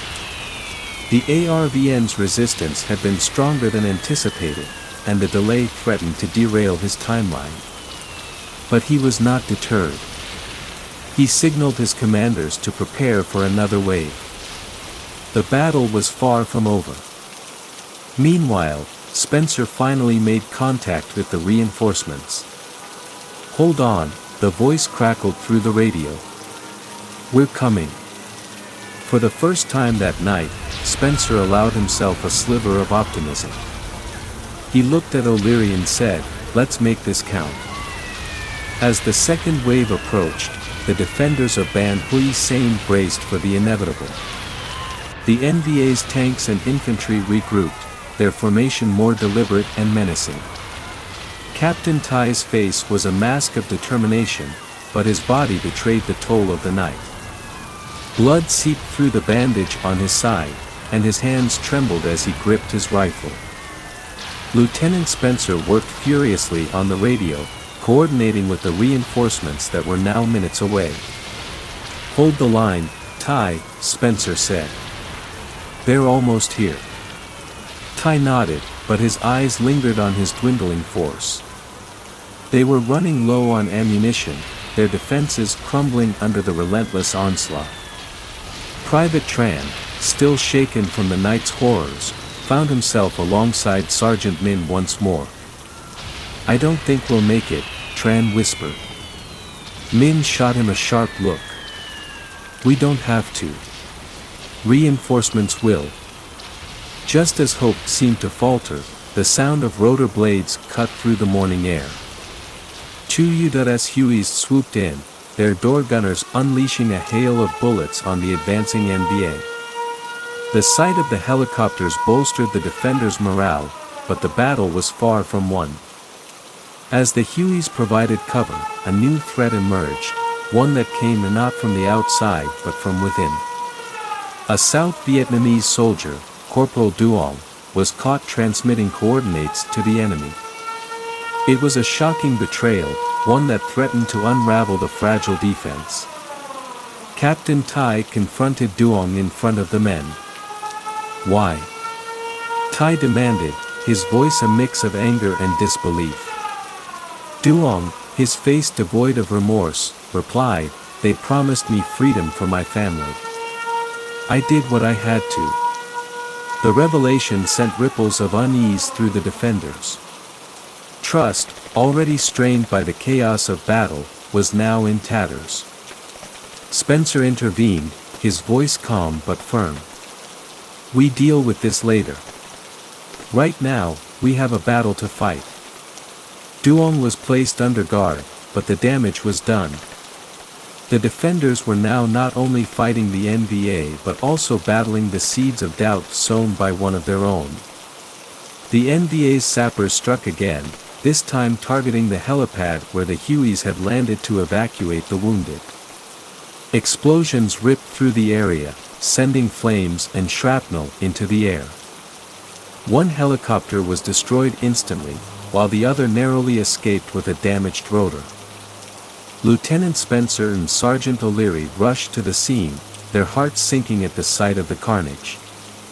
Among the casualties was a young medic, Lieutenant Mary Nguyen, who had been tending to the wounded with unwavering courage.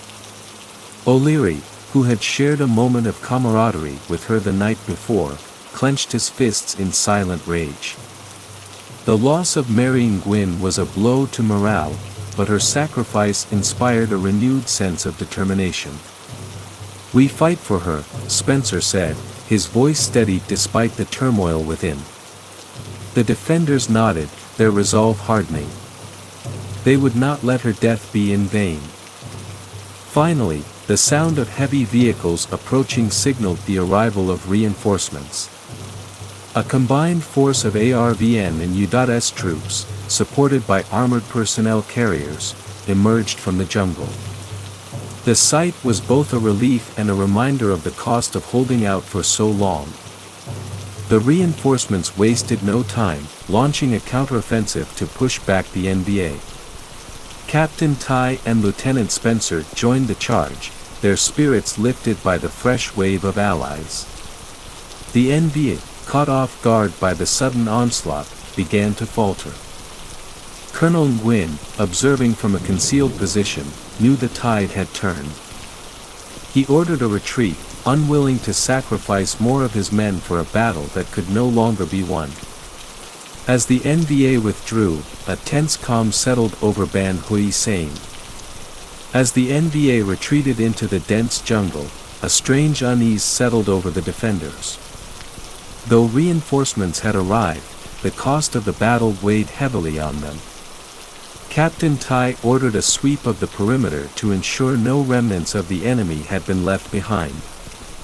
Spencer, ever cautious, volunteered to lead a patrol into the jungle with a mix of ARVN soldiers and U.S. troops. The patrol moved in near silence, the jungle alive with the rustling of leaves and distant animal calls.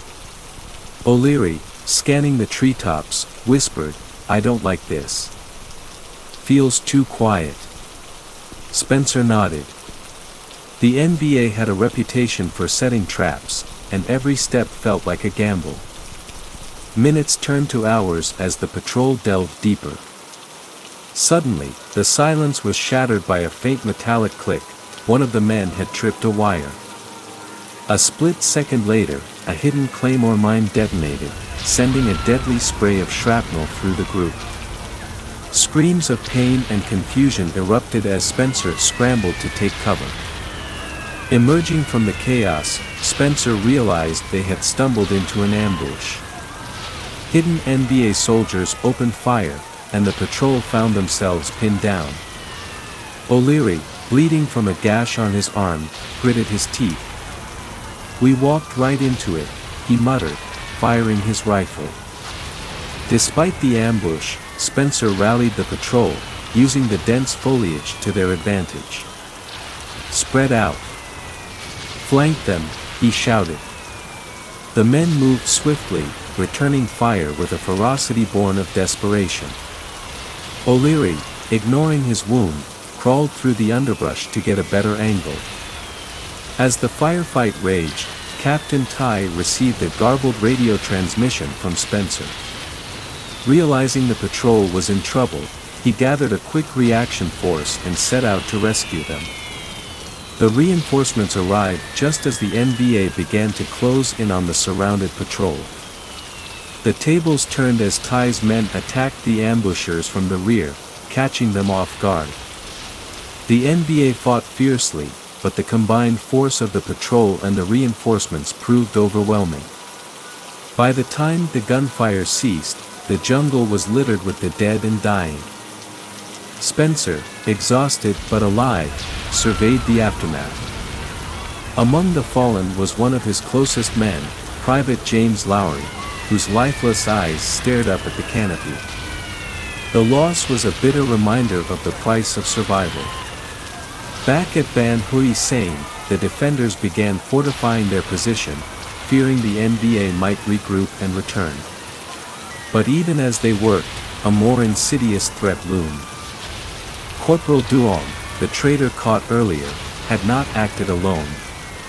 A coded message intercepted during the patrol revealed the presence of another mole within their ranks. Captain Tai convened a secret meeting with his most trusted officers and Spencer. "We need to root out the traitor before they strike again," Tai said, his voice low but firm. Spencer agreed, but the challenge was immense. The mole could be anyone, and the atmosphere of suspicion threatened to tear the defenders apart. The search for the traitor became a tense game of cat and mouse. Every soldier was questioned, their movements scrutinized. Sergeant Min, known for his loyalty, took it upon himself to observe the men, hoping to catch the saboteur in the act. Late one night, Min spotted a soldier sneaking away from the camp. Following at a safe distance, he discovered the man signaling with a flashlight, communicating with someone in the jungle. Min raised his rifle, but the soldier turned suddenly, a knife glinting in his hand. A struggle ensued, and Min barely managed to subdue the traitor. The man's identity shocked everyone. He was a trusted member of the ARVN, a friend to many. With the second mole exposed, the defenders felt a brief sense of relief. But it was short-lived. Intelligence reports indicated that the NVA was regrouping for a massive counterattack. The battle for Ban Hui Sane was not over, it was only beginning. Captain Tai, Spencer, and the other leaders held a war council, discussing their next steps. Reinforcements were promised but would take days to arrive. The defenders were on their own once more. "We hold this ground or die trying," Tai declared, his voice resolute. The men nodded, their expressions a mix of determination and dread.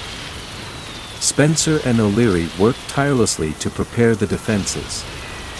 Trenches were deepened, machine guns repositioned, and explosives rigged to keep choke points. "If they're coming, they won't find us unprepared," O'Leary said, his grin masking the fear in his eyes. As night fell, the defenders settled into an uneasy silence. The jungle beyond the perimeter seemed to pulsate with unseen threats, every rustle of leaves a potential harbinger of death. In the command tent, Spencer looked at Tai and said, "We've survived this far. We'll survive the next." But deep down, both men knew the truth.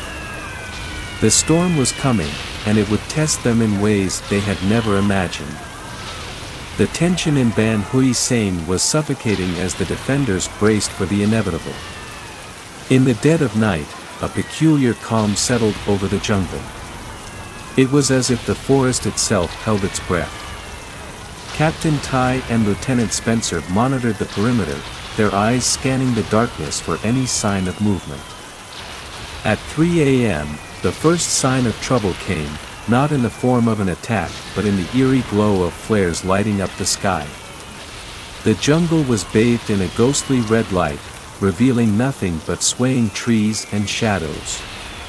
O'Leary muttered under his breath, "They're toying with us."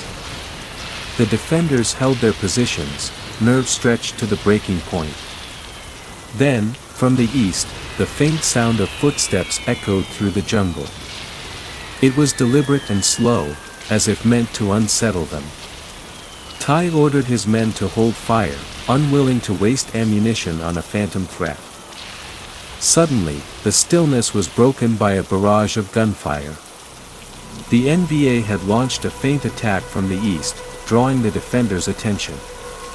But Spencer, anticipating the ruse, had stationed a reserve force in the west. When the real attack came, tanks and infantry charging from the jungle, they were ready. The defenders unleashed a coordinated volley of fire, halting the NVA's momentum. O'Leary and his demolitions team targeted the tanks, their satchel charges detonating with deafening booms. One tank, hit directly, erupted in flames, illuminating the battlefield like a fiery beacon. Despite the defenders' determination, the NVA pressed on with unrelenting ferocity. Colonel Nguyen had committed his elite forces to the assault, determined to capture Ban Hui Sane at any cost. His strategy was clear: overwhelm the defenders through sheer numbers and brute force. Amid the chaos, Private Tran found himself separated from his unit. Heart pounding, he stumbled into a clearing where he came face to face with an NVA soldier. Both men froze, their weapons trained on each other. The moment stretched into eternity before Tran fired, the sound of the shot echoing through the night. The NVA soldier fell, and Tran was left trembling, the gravity of taking a life sinking in. Back at the command post, Spencer and Tai coordinated their troops with precision. Every decision, every order carried the weight of lives. As dawn approached, the defenders began to gain the upper hand, their resolve unshaken despite the odds. Just as victory seemed within reach, a devastating betrayal shook the defenders. One of the recently discovered moles had planted explosives within the ammunition depot before being captured. The charges detonated in the early hours of the morning, sending a massive fireball into the sky and destroying a significant portion of their supplies. The explosion threw the camp into disarray. Soldiers scrambled to contain the fires while others fought to repel the NBA, who capitalized on the chaos to launch another wave of attacks. Spencer, bloodied but unbowed, barked orders into his radio. "Hold the line. Do not let them breach." The sabotage also revealed a chilling fact: the mole had been working with the NBA for weeks, feeding them critical information about the defenders' plans and weaknesses. The implications were staggering, casting doubt on whether they could trust anyone. Despite the setback, Captain Tai refused to yield. "We've lost supplies, but we haven't lost our spirit," he told his men. His words reignited their determination, and they fought with renewed vigor, pushing the NBA back once more. As the sun rose, the defenders faced a grim reality. They were running dangerously low on ammunition, and reinforcements were still days away. Tai and Spencer knew they had to take drastic measures if they were to survive another assault. Spencer proposed a daring plan: a small team would infiltrate the NBA camp under the cover of darkness and sabotage their supply lines. The mission was risky, but it was their best chance to turn the tide. O'Leary volunteered without hesitation, his grin masking the fear he felt. "Always wanted to see the other side up close," he quipped. That night, O'Leary, Min, and a handful of others slipped into the jungle. They moved like shadows, every step calculated. Reaching the NBA camp, they planted explosives on key targets: fuel depots, ammunition stockpiles, and vehicles. The tension was palpable as they worked, every sound a potential threat. Just as they were about to retreat, an NBA patrol stumbled upon them. Gunfire erupted, and the team was forced to fight their way out. O'Leary was hit, a bullet grazing his leg, but he pushed on, determined to see the mission through. The explosives detonated moments after the team escaped, the shockwave rattling the jungle. The sabotage dealt a significant blow to the NBA, buying the defenders precious time. The explosions from O'Leary's sabotage echoed through the jungle, a thunderous reminder that the defenders of Ban Hui SANE were far from defeated. The NBA, caught off guard by the destruction of their supplies, was forced to retreat temporarily to regroup. But the victory came at a cost. O'Leary limped into the camp, blood staining his fatigues. "We got them good," he said with a weary smile, collapsing into Spencer's arms. The medics worked quickly to treat his wound, but the injury was a stark reminder of the risks they faced. Captain Tai praised the bravery of the sabotage team, but his mind was already racing ahead. The NVA's retreat was only temporary, they would return with renewed fury. The defenders had bought themselves time, but it wasn't enough. "Prepare for the next wave," Tai ordered. "This isn't over." In the quiet moments before the next assault, Spencer sat with O'Leary, who was bandaged but refusing to rest. "You're lucky to be alive," Spencer said. O'Leary chuckled, wincing at the pain. "Luck had nothing to do with it. We need more of those explosions if we're going to make it out of this." Colonel Unwind seethed with anger as he surveyed the wreckage of his supply depot. His troops were demoralized, and the loss of resources had stalled his plans. Yet Nguyen was a master strategist, and he saw an opportunity amid the chaos. Using the retreat as a feint, Nguyen ordered his sappers to infiltrate Ban Hui SANE under the cover of night. The plan was simple: weaken the defenders from within before launching a final, decisive assault. The sappers moved silently through the jungle, their black uniforms blending seamlessly with the shadows. Their target was the defenders' command center, where Spencer, Ty, and the other leaders were planning their next move. If they could decapitate the leadership, the defense would crumble. Inside the command center, Spencer felt a chill run down his spine. Something was off. "Double the guards," he told Ty. "I don't like how quiet it's been." His instincts were proven right when a guard's scream pierced the night. The sappers had breached the perimeter, and chaos erupted as the defenders scrambled to respond. The sappers' attack threw the camp into disarray. Explosions ripped through the command center, and gunfire echoed in the darkness. Spencer and Ty fought side by side, their weapons blazing as they rallied the defenders. Private Tran found himself face to face with an NBA sapper armed with a blade. The fight was brutal and desperate, but Tran managed to disarm his opponent, his training kicking in at the critical moment. As the sapper lay defeated, Tran realized how close he had come to death, the weight of his survival sinking in. O'Leary, despite his injury, joined the fray. He took position near the ammunition depot, determined to protect what little supplies they had left. When a sapper tried to plant explosives, O'Leary shot him with cold precision. "Not today," he muttered, reloading his rifle. By dawn, the sappers had been repelled, but the cost was steep. Several defenders lay dead, and the command center was in ruins. Spencer and Ty stood amidst the wreckage, their expressions grim. "They're testing us," Ty said. "The real attack is coming." The defenders worked tirelessly to rebuild their defenses, knowing the NBA's final assault was imminent. Reinforcements were still days away, and the odds of survival grew slimmer with each passing hour. Yet hope lingered, a fragile thread that kept them going. Colonel Nguyen, preparing for the ultimate attack, devised a cunning plan. He sent a small detachment to feign a retreat, hoping to lure the defenders out of their fortified positions. At the same time, his main force prepared to strike from an unexpected direction, using a hidden trail through the jungle.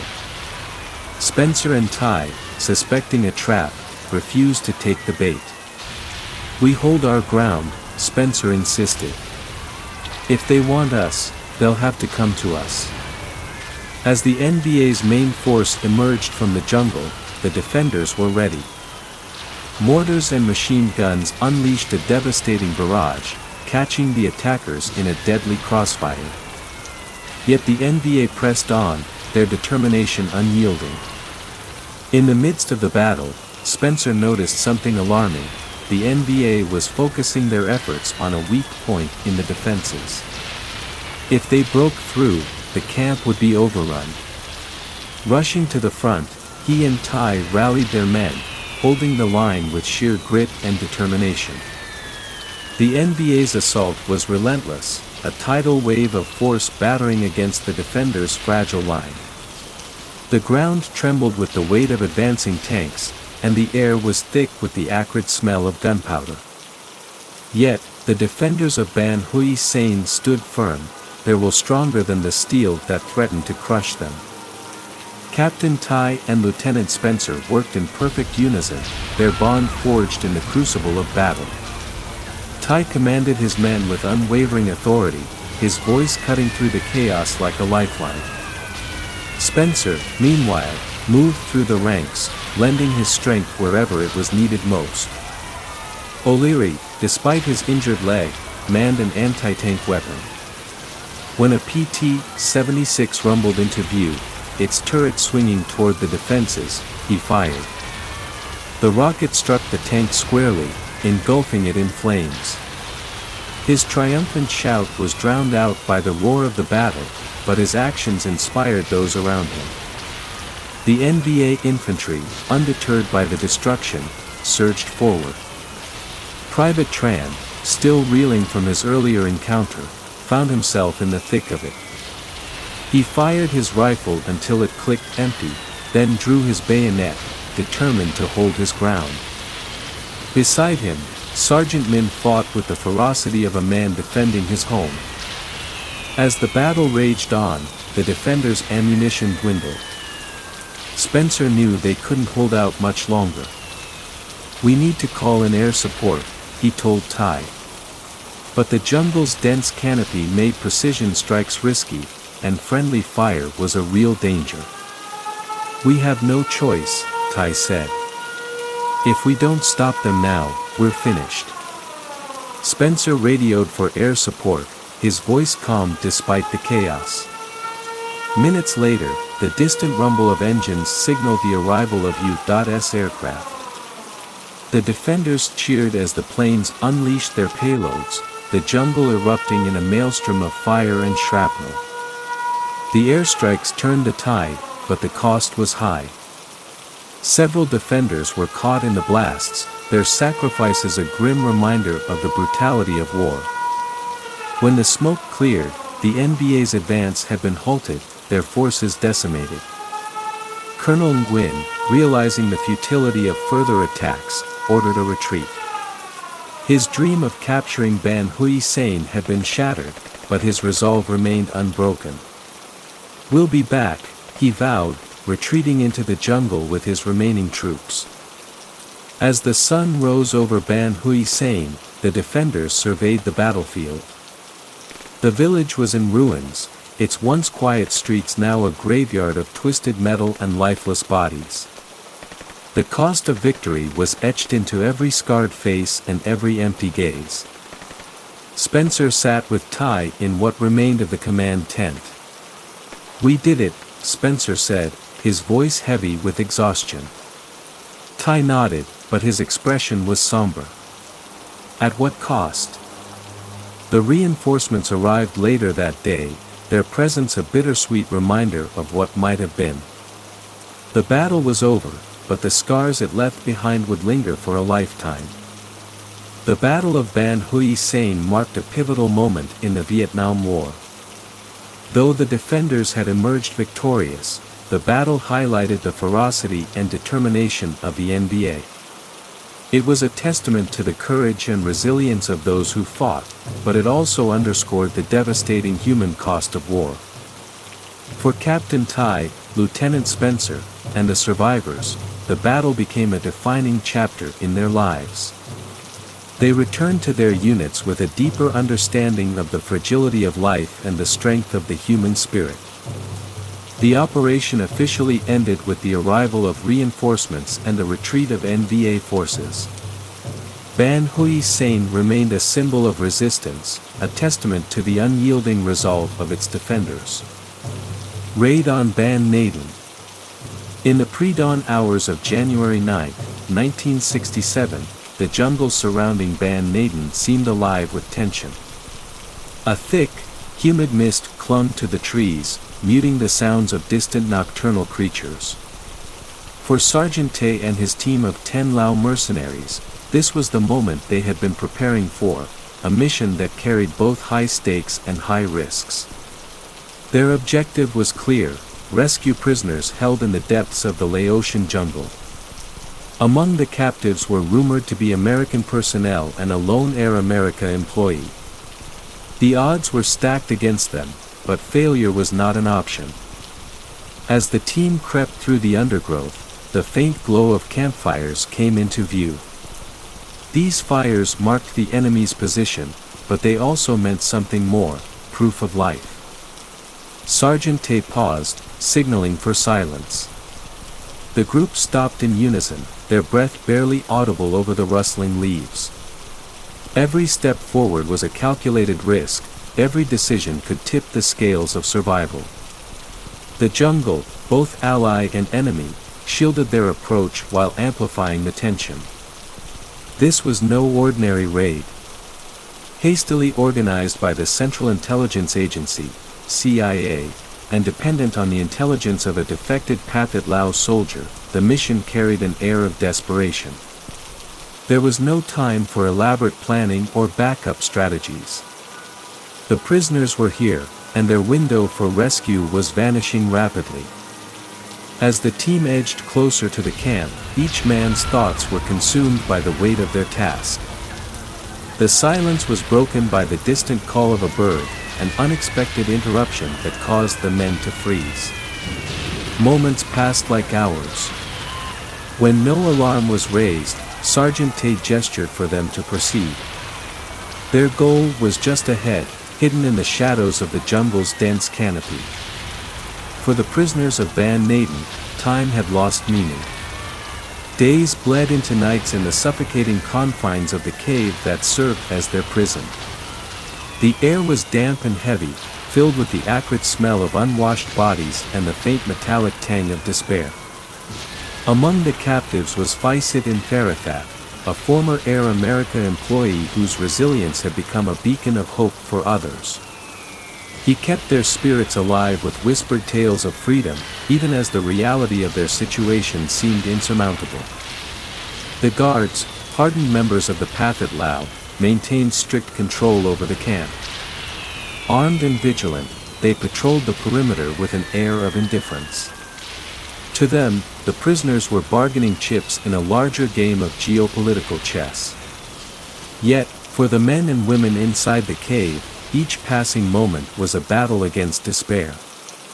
Hunger gnawed at their insides, and the constant threat of execution loomed over them like a shadow. Despite their circumstances, the prisoners had formed a fragile community. They shared rations, exchanged stories, and supported one another in small but meaningful ways. Faisit often led quiet prayers, his voice steady even when hope seemed distant.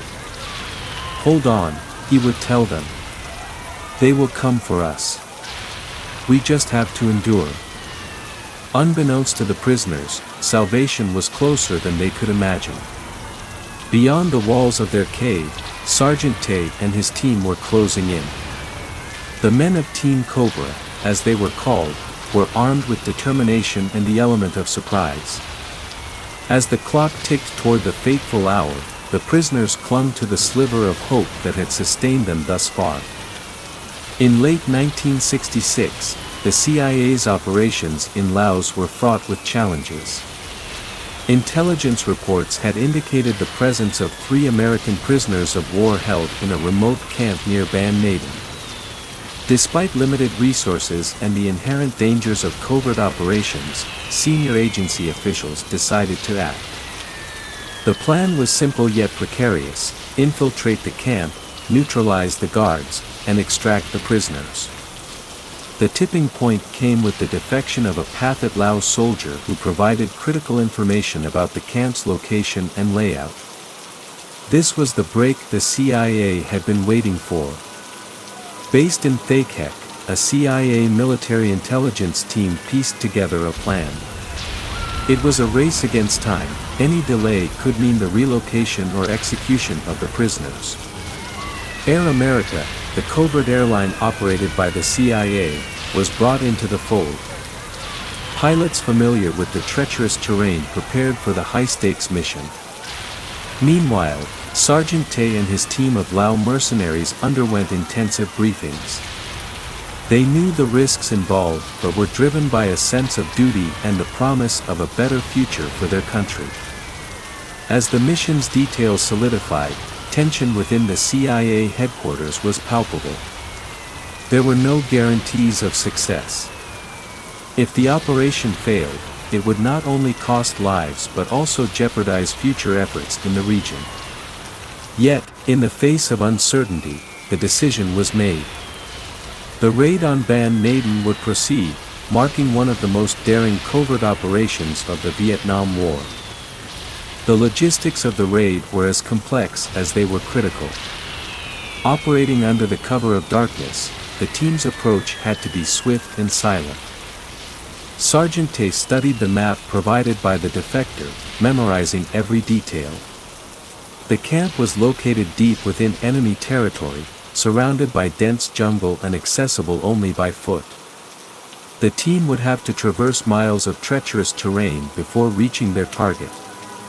Air America pilots prepared their helicopters for the extraction phase. These were not ordinary aircraft, but heavily modified machines designed for covert operations.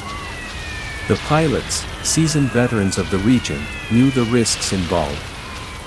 The pickup zone, located along the Ho Chi Minh Trail, was perilously close to enemy positions. Timing would be everything.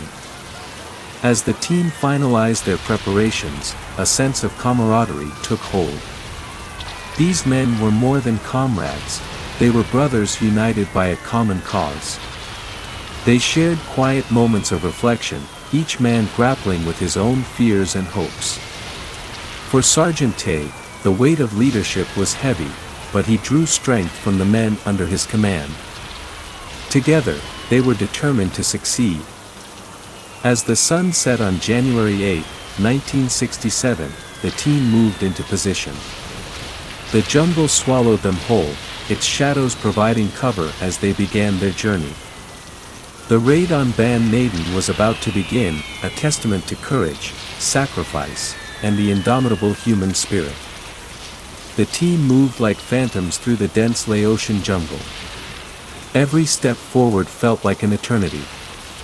The sounds of their cautious movements were drowned out by the ceaseless buzz of insects and the occasional distant howl of wildlife.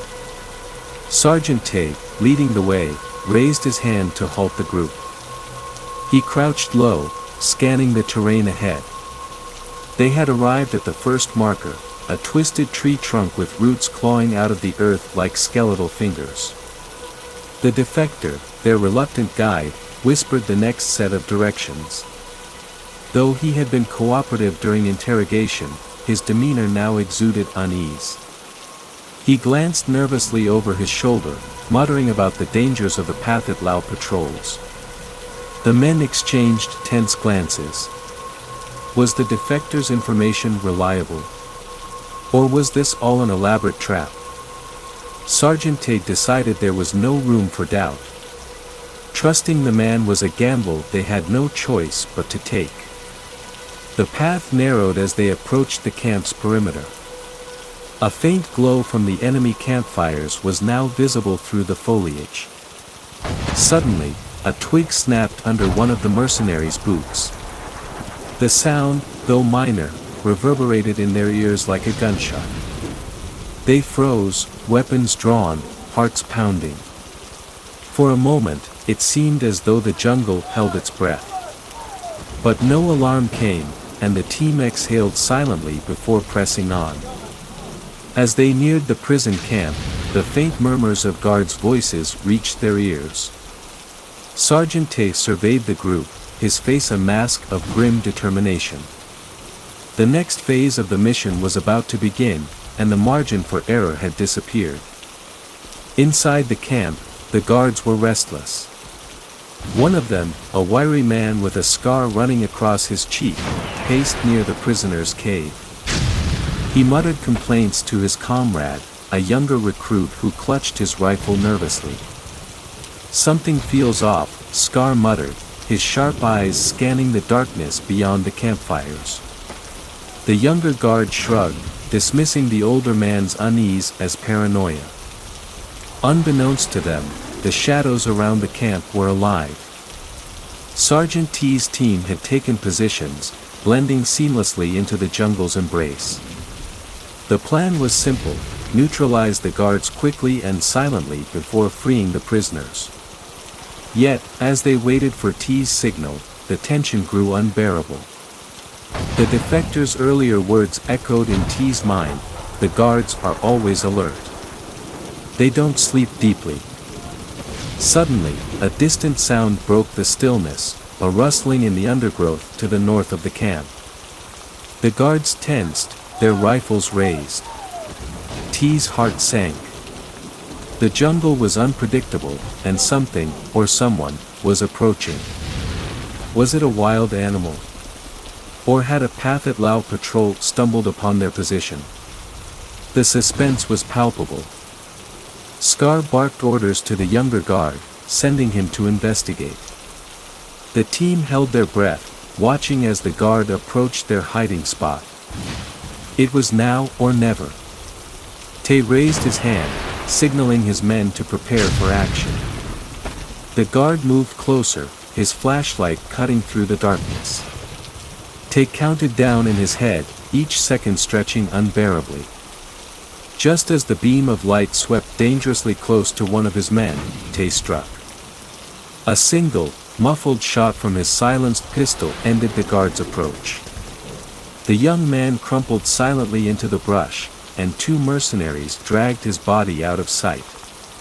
But the sound, faint though it was, had been noticed. Scar called out in loud, demanding a response from his companion. When none came, he shouted louder, his voice tinged with alarm. The other guards stirred, weapons at the ready. The element of surprise was slipping away. Tay knew they had no choice but to escalate. With a sharp hand signal, the team launched their attack. Silenced weapons cracked, and within moments, 3 guards lay dead. But Scar, quick on his feet, managed to fire off a warning shot before he fell. The crack of the rifle shattered the night, sending a wave of panic through the camp. From within the cave, the prisoners heard the commotion. Some pressed themselves against the walls, fearing the worst, while others dared to hope. Vicet whispered to the others, his voice steady despite his pounding heart. "It's them," he said. "They've come." As T's team secured the camp, they rushed to the cave entrance. 2 mercenaries covered the perimeter while Tay and the defector approached the crude bamboo gate. The lock was simple, a rusty chain fastened with a padlock. One of the men broke it with a swift strike of his machete, and the gate swung open. Inside, the prisoners hesitated. Freedom, so close and yet so uncertain, felt almost unreal. Vicet stepped forward, his gaunt face illuminated by the mercenaries' flashlights. "Who are you?" he asked, his voice hoarse. Tay stepped forward, speaking quickly in broken Lao and English. "We're here to get you out. No time to explain. Follow us." As the prisoners filed out, their numbers became a problem. There were far more than expected, over 80 men and women, weak from malnutrition but driven by the will to survive. T's team had planned for fewer than half that number. The extraction would need to be improvised, and quickly. But then came another twist. From the distance, the faint hum of engines reached their ears. The Pathet Lao reinforcements were coming, alerted by the gunfire. Time was running out, and the jungle seemed to close in around them. Tay knew they had only minutes to act. It was a race against death, with everything on the line. The faint rumble of approaching engines grew louder, sending a ripple of urgency through the group.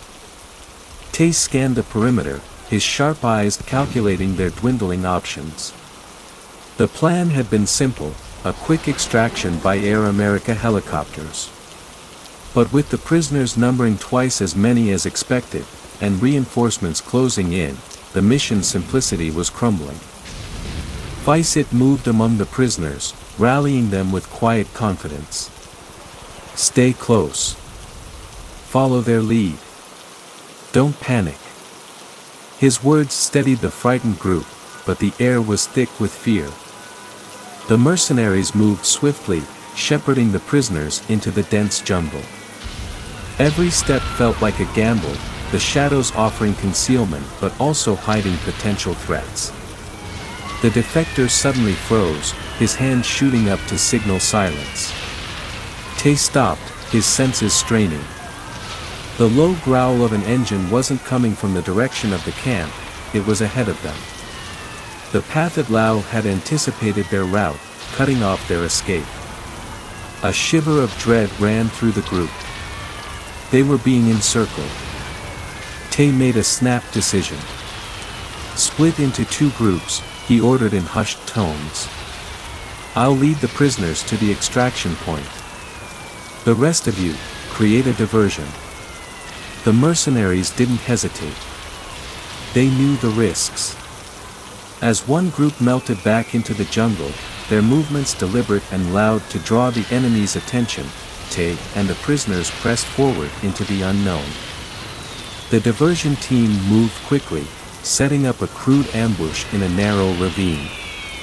Using what little ammunition they had, they staged a firefight designed to mislead and delay the enemy. The first truckload of PHOU soldiers roared into view, their headlights piercing the darkness. The lead mercenary waited until the vehicle was directly in front of their position before launching the first attack. A grenade arced through the air, detonating with a deafening roar. The truck's engine sputtered and died, its occupants scrambling for cover. Shouts filled the night as the PHOU returned fire, their bullets slicing through the trees. Though vastly outnumbered, the mercenaries fought with determination. They knew their lives were secondary to the mission's success. As they engaged the enemy, they left behind false trails and decoy supplies, sowing confusion. But the PHOU were relentless.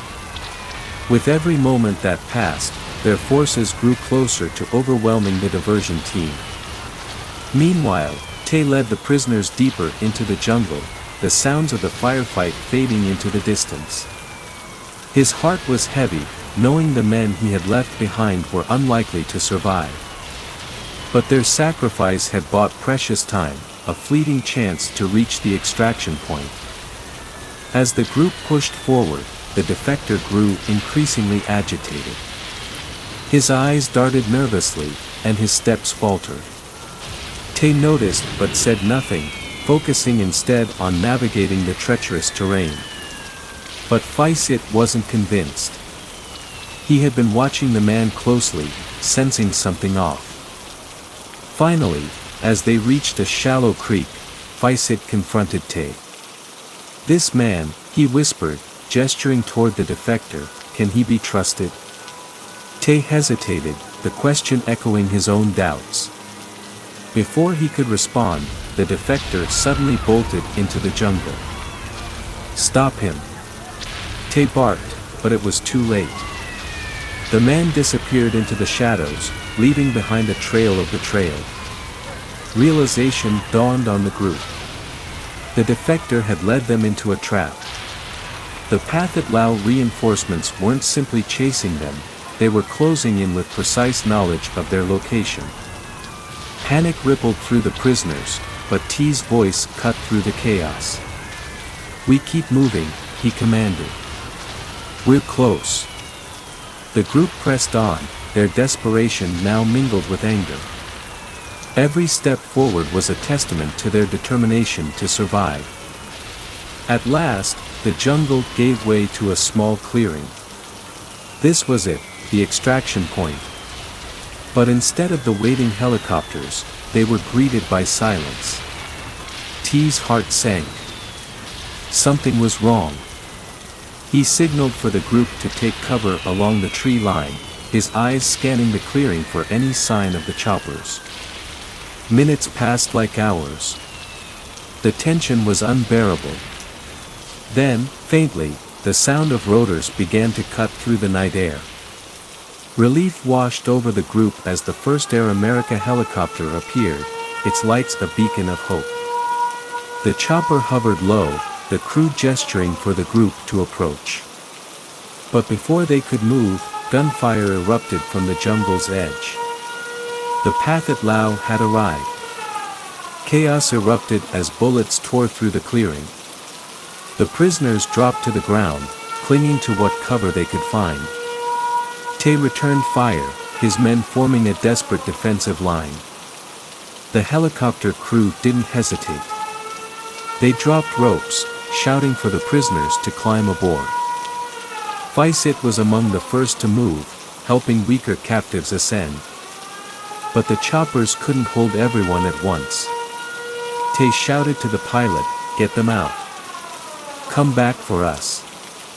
The aircraft lifted off, its rotors stirring the air like a whirlwind. Below, the remaining prisoners and mercenaries prepared for a final stand.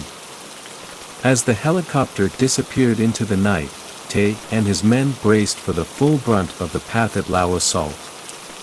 The jungle seemed to erupt with gunfire, the enemy forces emboldened by their numbers.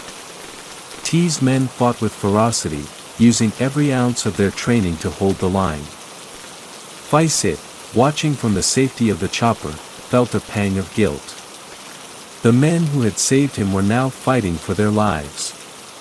He turned to the pilot, shouting over the noise, "You have to go back for them."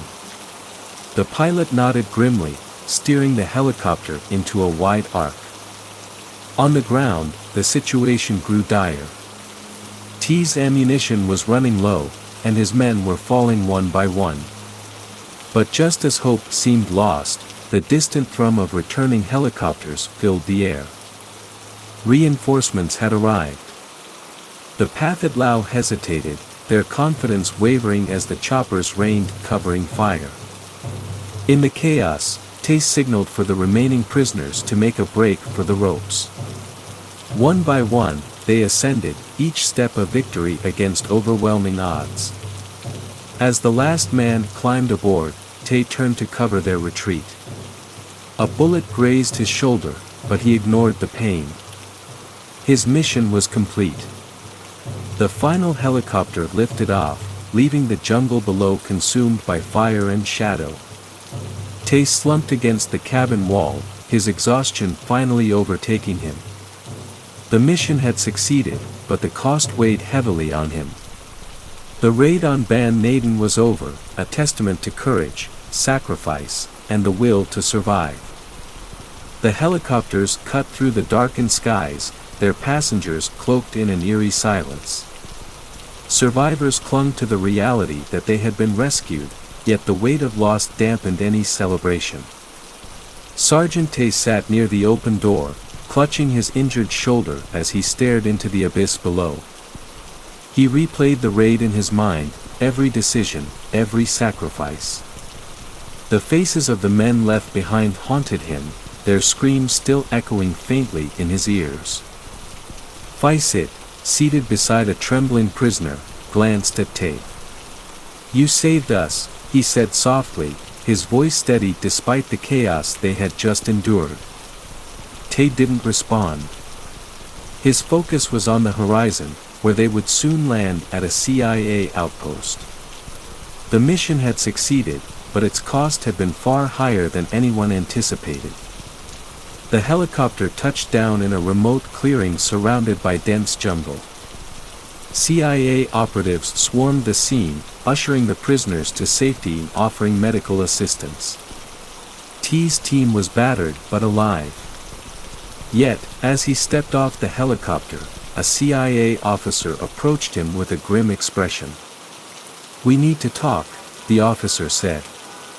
Tay followed the man into a makeshift command tent, his exhaustion giving way to curiosity. A map lay sprawled across the table, marked with new enemy movements. "The PHOU aren't retreating," the officer explained. "They're regrouping, and they know who orchestrated the raid." T's blood ran cold. The mission's success had painted a target on his back, and now the enemy would stop at nothing to hunt him down. Word of the raid spread quickly through enemy channels. The PHOU leadership, humiliated by the loss of prisoners, issued an immediate bounty on the heads of those responsible. In the shadows of northern Laos, informants whispered of rewards for anyone who could provide information on the rescuers or the rescued. T's team, now temporarily stationed at the CIA outpost, was well aware of the danger. They stayed vigilant, rotating watch shifts and keeping their weapons within arm's reach. The prisoners, many of whom were now under CIA protection, expressed gratitude to their rescuers, but fear lingered in their eyes. They had seen the brutality of the PHOU firsthand and knew the price of defiance. Faisit, ever resourceful, began taking a more active role in helping his fellow escapees. His leadership among the prisoners had not gone unnoticed by the CIA operatives. One of them approached him late one night, offering him a chance to work with the agency as a translator and guide. It was an unexpected turn, but PHOU agreed, recognizing the opportunity to repay the team that had risked everything for him. But even as the camp settled into a fragile routine, a storm was brewing. Reports filtered in of enemy scouts moving closer to the outpost. The PHOU weren't just looking for revenge, they were planning something far more insidious. In the dead of night, a sentry spotted movement along the perimeter. At first, it seemed like nothing more than the rustling of leaves, a natural sound in the jungle. But then came the faintest glint of light, moonlight reflecting off metal. He sounded the alarm, his voice cutting through the stillness like a knife. Tay was on his feet instantly, his instincts honed by years of survival. The camp erupted into organized chaos as operatives and mercenaries scrambled to their positions. Within moments, the first shots rang out. The PHOU had found them. The enemy attacked with a ferocity that suggested desperation. They were out for blood, and the camp's defenses were stretched thin. Tay led the charge, coordinating with CIA operatives to repel the assault. The prisoners, though terrified, worked together to reinforce barriers and assist the injured. PHOU, now armed and determined, moved through the chaos with surprising efficiency. He guided prisoners to safety while returning fire when necessary. His transformation from captive to fighter was a stark reminder of what desperation could inspire. As the battle raged on, Tay noticed something unusual. The enemy's movements were deliberate, almost choreographed, as if they weren't just attacking, they were searching. His suspicions were confirmed when a captured enemy soldier, wounded but alive, revealed their orders, to capture Tay alive. The revelation sent a shockwave through the camp. Tay was no longer just a rescuer, he was a prize. The CIA officers quickly convened a meeting, their faces grim. "We need to get you out of here," one of them said. "You're too valuable a target." Tay resisted the idea. "I'm not abandoning my team," he said firmly. But the officers were insistent. The PHOU's relentless pursuit endangered not just him but everyone at the outpost. They proposed an audacious plan. Tay would act as bait, drawing the enemy away while the remaining prisoners and operatives relocated to a safer location. It was a plan fraught with risk, but Tay saw no alternative. "If this is what it takes to protect them, I'll do it," he said. The mercenaries, loyal to their leader, volunteered to join him. The group would split, one team leading the enemy on a wild chase through the jungle while the others vanished into the shadows. Before the plan could be set into motion, PHOU approached Tay. "I owe you my life," he said. "Let me help." Tay hesitated, seeing the determination in PHOU's eyes. Finally, he nodded. "Stay close and follow my lead," he said. "This is going to get dangerous." As dawn broke over the jungle, T's decoy team set out, leaving behind a trail designed to lure the enemy deeper into the wilderness. They moved quickly but deliberately, using the terrain to their advantage. Every false trail, every carefully planted clue, was a step toward buying time for the others. The PHOU, driven by the promise of revenge, followed relentlessly. The jungle became a battleground of wits and endurance, with T's team staying just out of reach. They employed every trick they knew, false campsites, rigged booby traps, even mimicking animal calls to mislead their pursuers. But the enemy was cunning. As the hours stretched into days, the distance between the two groups began to close. Tay could feel the weight of their presence, like a predator stalking its prey. The game of cat and mouse was nearing its climax, and Tay knew that survival would require more than strategy, it would demand sacrifice. The tension within the team was palpable, but T's calm leadership kept them focused. They had come too far to falter now. As they prepared for their final gambit, each man silently vowed to see the mission through, no matter the cost. The jungle became an unforgiving maze. T's team moved in silence, their senses sharp and their breaths shallow. Every rustle of leaves, every snap of a twig, could signal the enemy's proximity. The PHOU were closing in, their relentless pursuit narrowing the gap with each passing hour. Tay gestured for his team to stop. He crouched low, scanning the dense foliage. Ahead, a clearing bathed in pale sunlight offered both opportunity and danger. It was the perfect spot for an ambush. "Set the traps," he whispered. The men nodded, quickly and methodically rigging crude explosives and laying concealed snares. As they worked, PHOU stayed close to Tay, his grip firm on the rifle he had been given. "Do you think they'll fall for it?" he asked in a hushed tone. T's expression was unreadable. "They'll come," he replied. "They have no choice. And when they do, we'll be ready." Moments later, the distant sound of boots crunching on the forest floor reached their ears. The PHOU soldiers, driven by the promise of capturing Tay, entered the clearing. The team watched from their concealed positions, nerves taut as the trap was sprung. A deafening explosion rocked the clearing, followed by chaos. The enemy scattered, their formation broken, as T's team rained gunfire down from the cover of the trees.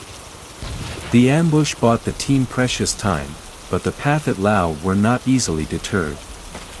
Reinforcements arrived, their numbers swelling as they regrouped. The jungle, once a sanctuary for T's men, now seemed to conspire against them. The dense vegetation slowed their retreat, while the enemy moved with alarming speed. Tay led his team deeper into the wilderness, avoiding the well-trodden paths. Each man was pushed to his limits, exhaustion and hunger gnawing at their resolve. But T's determination never wavered. "We're not dying here," he told them. "We'll make it out. Every single one of us." As night fell, the jungle came alive with unfamiliar sounds. The enemy's voices, though distant, carried through the humid air. Fizzit's heart raced as he realized they were being hunted, not just by soldiers but by the unforgiving environment. A sudden rainstorm added to their woes, turning the ground into a treacherous swamp.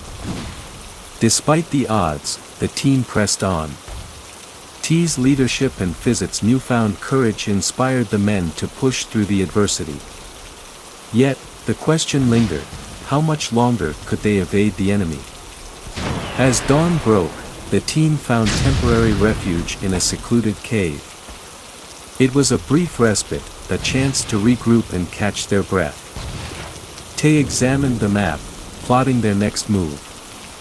"We're close to the extraction point," he said, his voice steady.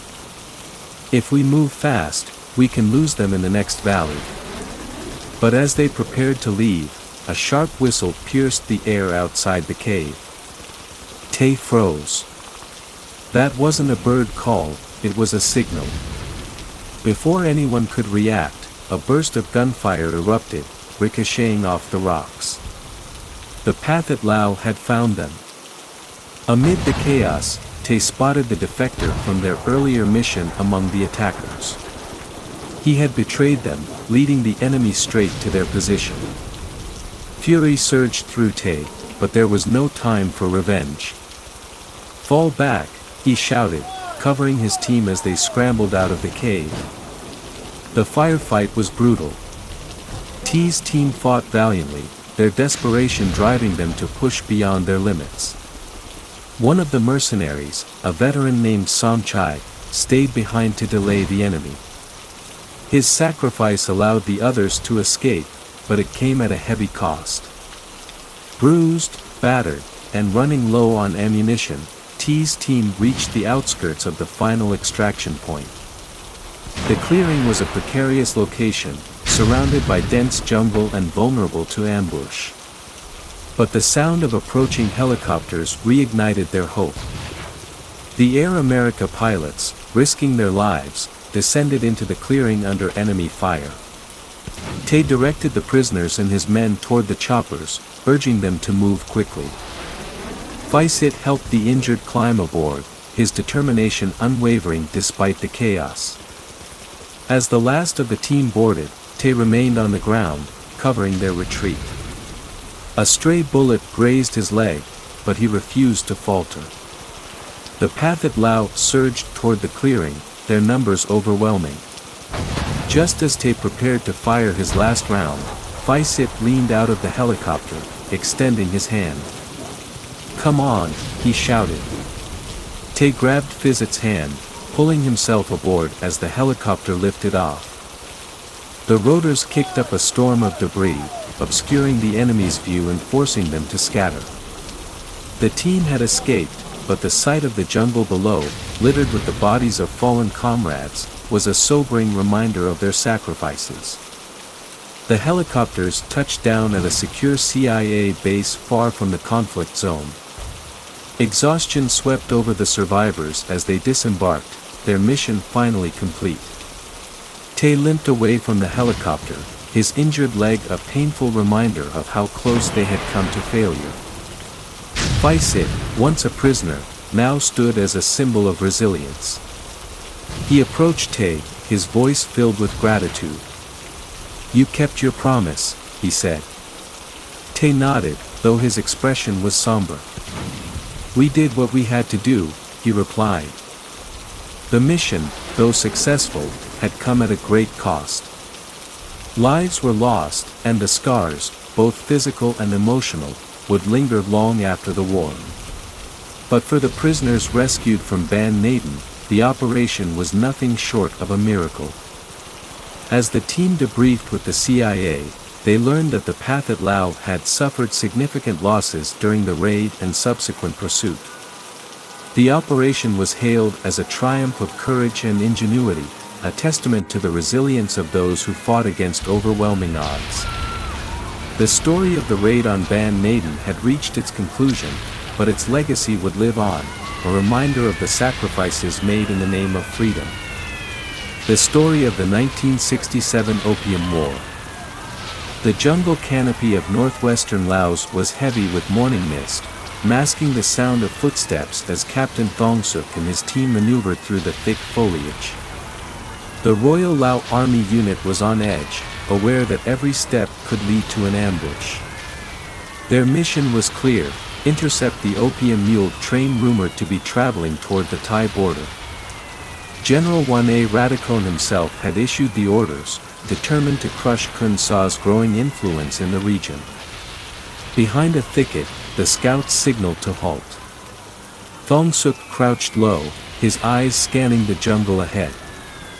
The faint clinking of mule bells echoed through the stillness. The rumors were true: the infamous Shan warlord Khun Sa was smuggling vast quantities of opium through this treacherous route. What lay before them was more than a caravan, it was the financial lifeline of a burgeoning empire of narcotics and rebellion.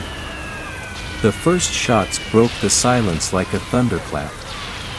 From the treetops, Shan United Revolutionary Army fighters rained down gunfire, their AK-47s cutting through the foliage.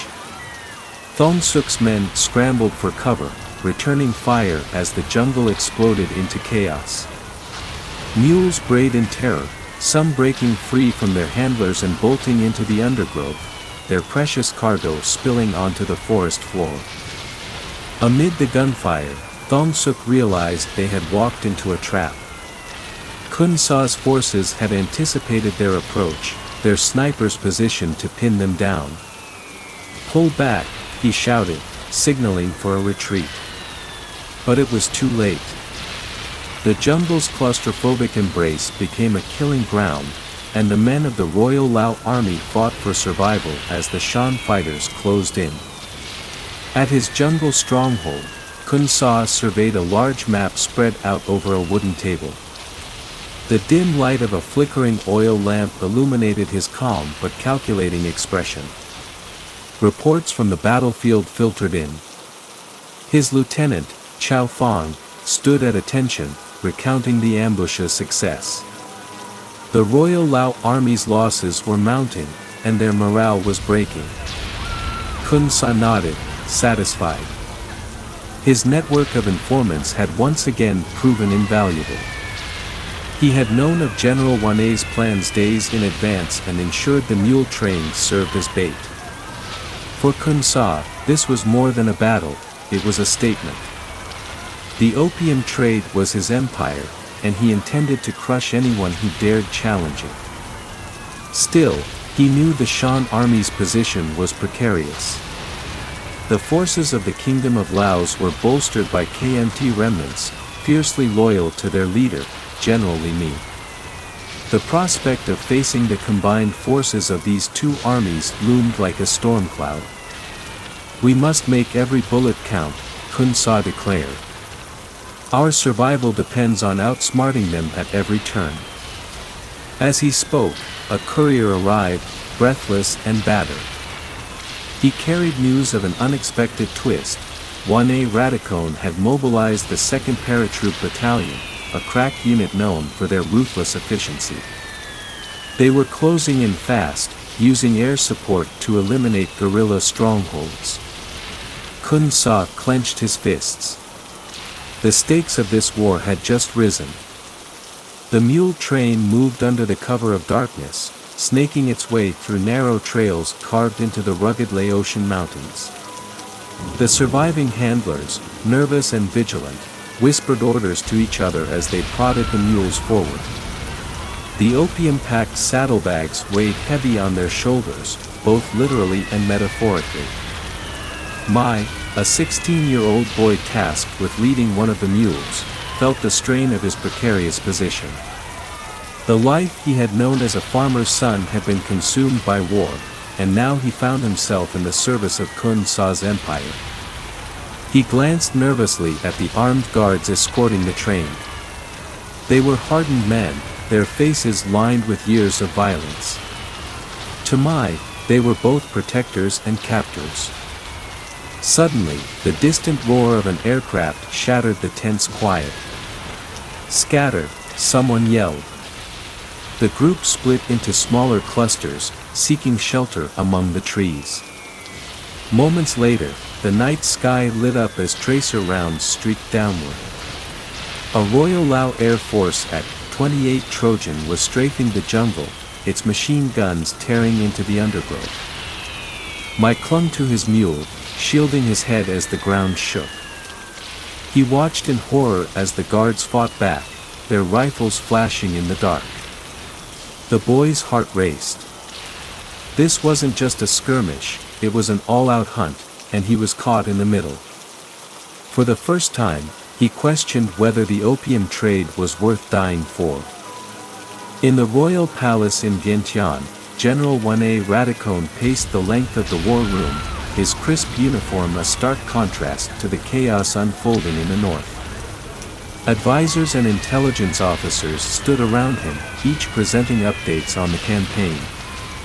The Shan forces were proving more resilient than expected, and the airstrikes, while effective, had yet to eliminate the opium caravan. Wanei paused to examine a photograph taken from an aerial reconnaissance mission. It showed the remnants of a destroyed Shan encampment, but also a troubling detail, the scattered remains of opium sacks. His mind raced. How much of the drug had already made its way across the border?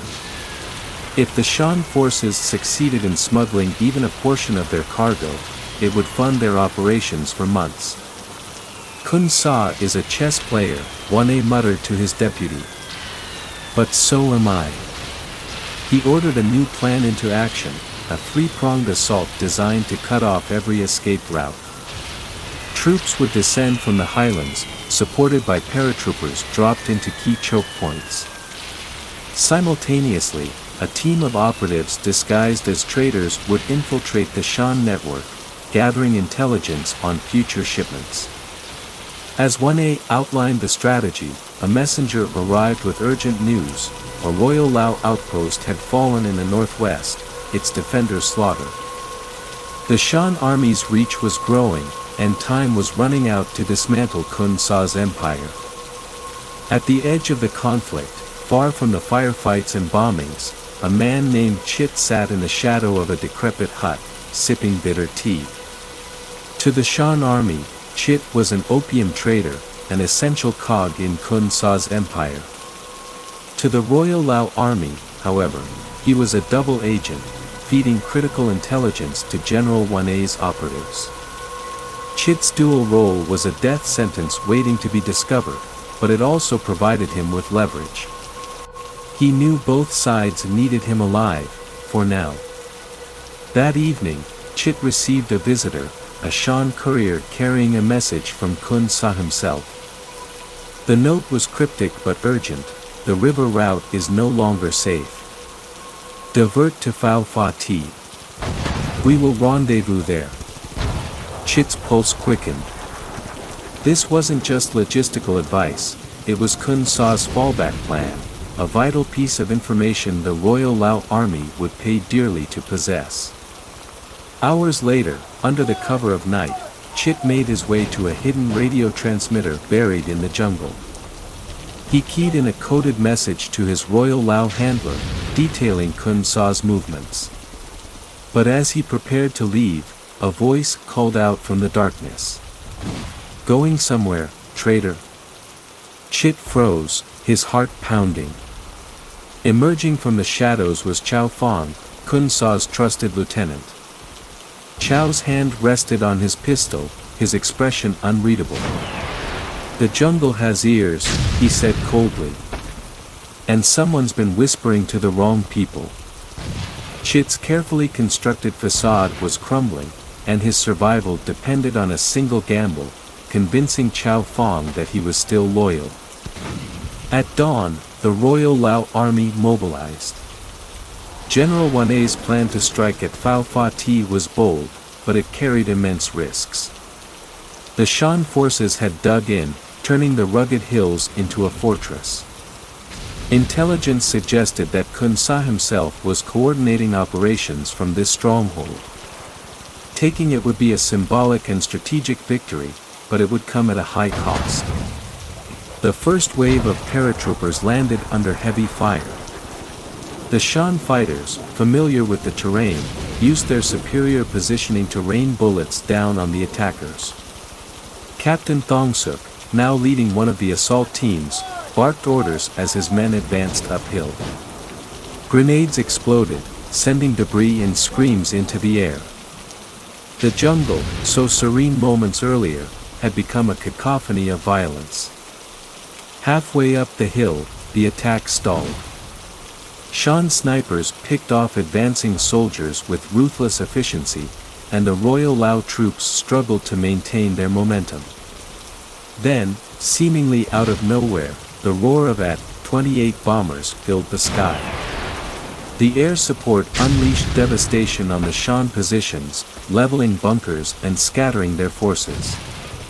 Amid the chaos, Kun Sa made his move.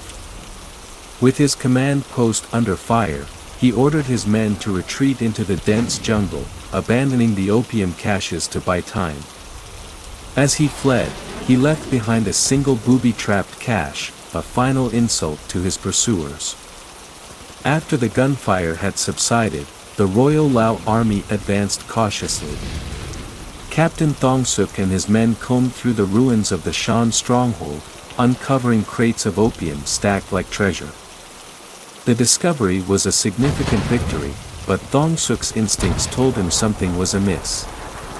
"Check everything," he warned, his eyes scanning the area for signs of sabotage. A young private approached one of the crates, eager to pry it open. As he lifted the lid, a faint click echoed in the silence. Thong Suk's shout came too late. The explosion tore through the clearing, killing the private instantly and wounding several others. The opium, once considered a prize, was now a cursed legacy of the Shan army's cunning. Word of the trap spread quickly, sowing fear among the troops. Morale plummeted, and whispers of Khun Sa's legendary ruthlessness grew louder.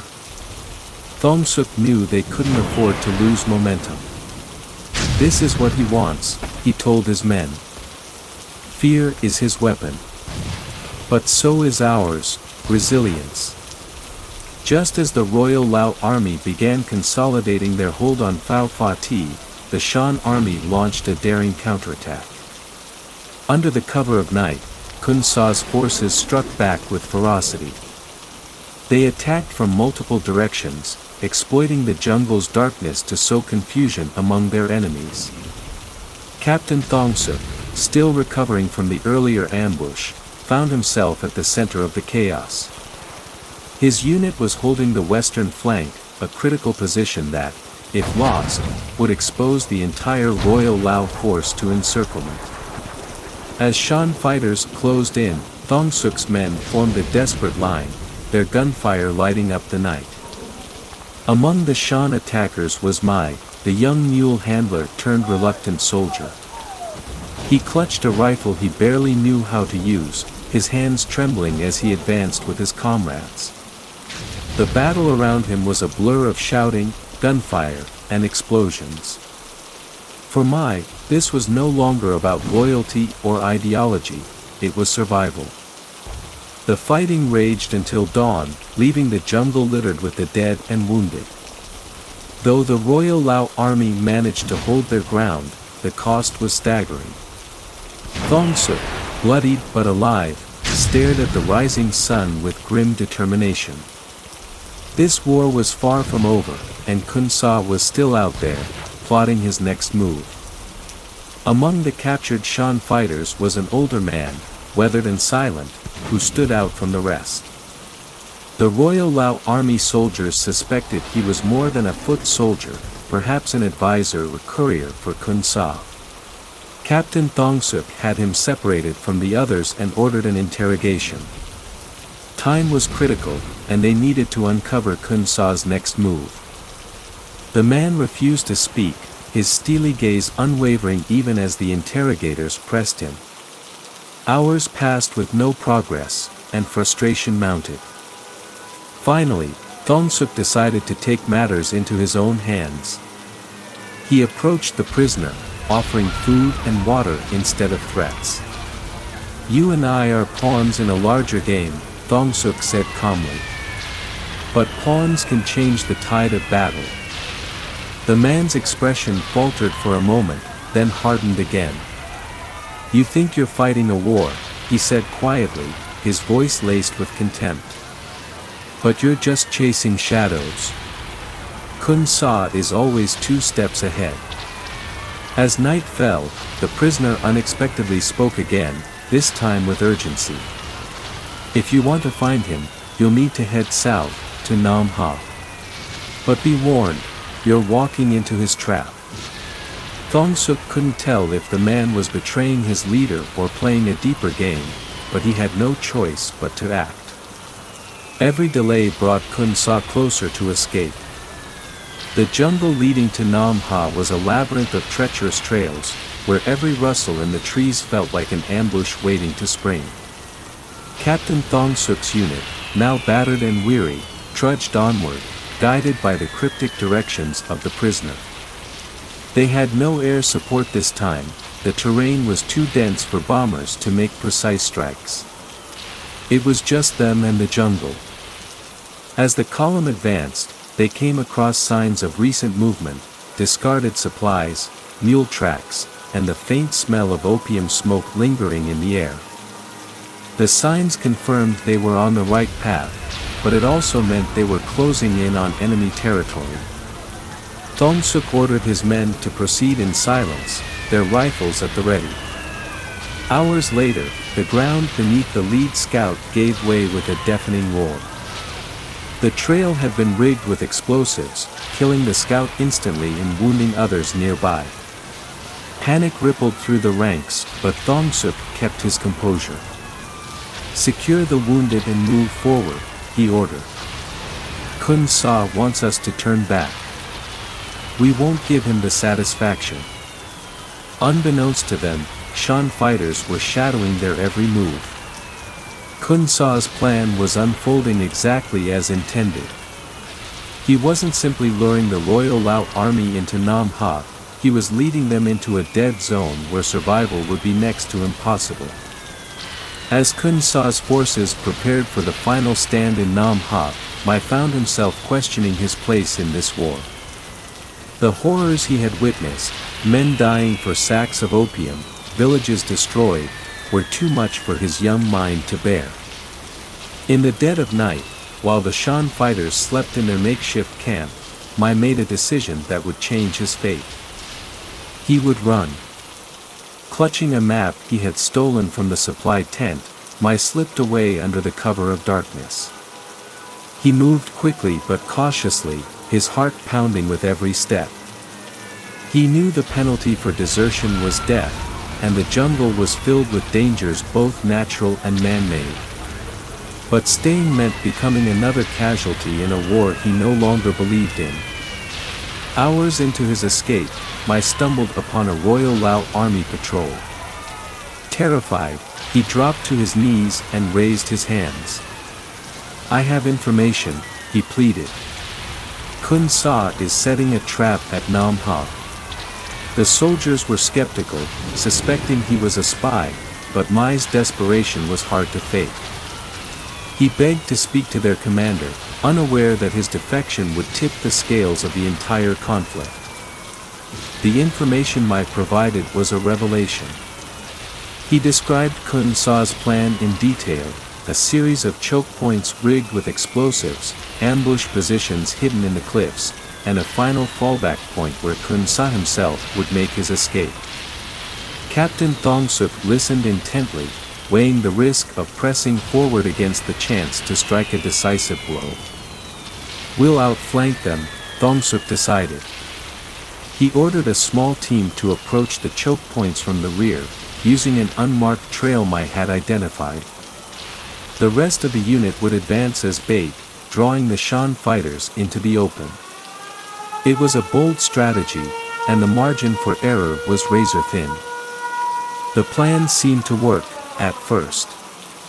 As the main force advanced, Shan fighters emerged from their hiding spots, unleashing a hail of gunfire. Meanwhile, Thongsuk's flanking team crept closer to the enemy's rear positions, taking out sentries with precision. But just as victory seemed within reach, a deafening explosion rocked the jungle. Khun Sa had anticipated the flanking maneuver and rigged the secondary trail with mines. The flanking team was caught in the blast, their cries echoing through the chaos. Thongsuk realized too late that Khun Sa's trap was far more intricate than anyone had imagined. The Shan warlord wasn't just trying to kill them, he was breaking their will to fight. The jungle was eerily quiet after the explosion. Captain Thongsuk crouched beside the wreckage of the flanking team's path, his mind racing. Among the chaos, a troubling thought began to take root. Khun Sa's knowledge of their maneuvers was too precise. There was a leak, and Thongsuk suspected it wasn't by accident. Later that night, as his men set up a defensive perimeter, Thongsuk ordered his trusted lieutenant, Somchai, to investigate quietly.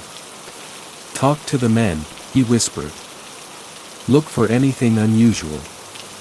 If there's a traitor among us, we need to root them out before it's too late." Unbeknownst to them, the traitor was already preparing to strike. In the darkness, a figure slipped into the captain's tent, a knife glinting in their hand. Thongsuk, alert from days of battle, reacted instinctively. The scuffle was brief but violent. The attacker managed to escape, leaving Thongsuk bloody but alive. The captain's fury was matched only by his determination. "We fight a war on two fronts," he told Somchai. "Against Khun Sa and against the enemy within." The attack on his life planted seeds of doubt among the troops. Suspicion spread like wildfire, eroding trust. Thongsuk knew that morale was at its breaking point, and the only way to restore it was by giving his men a victory. But Kun Sa was always one step ahead. Deep in the jungle stronghold of Nam Ha, Kun Sa convened with his commanders. The trap had worked perfectly, the Royal Lao Army's forces were in disarray, and their leadership was fractured. Yet, the Shan warlord was not celebrating. He was focused on the next move. Our advantage is temporary, he told his men. We hit them now, before they regroup. Strike hard, leave no time for them to reorganize.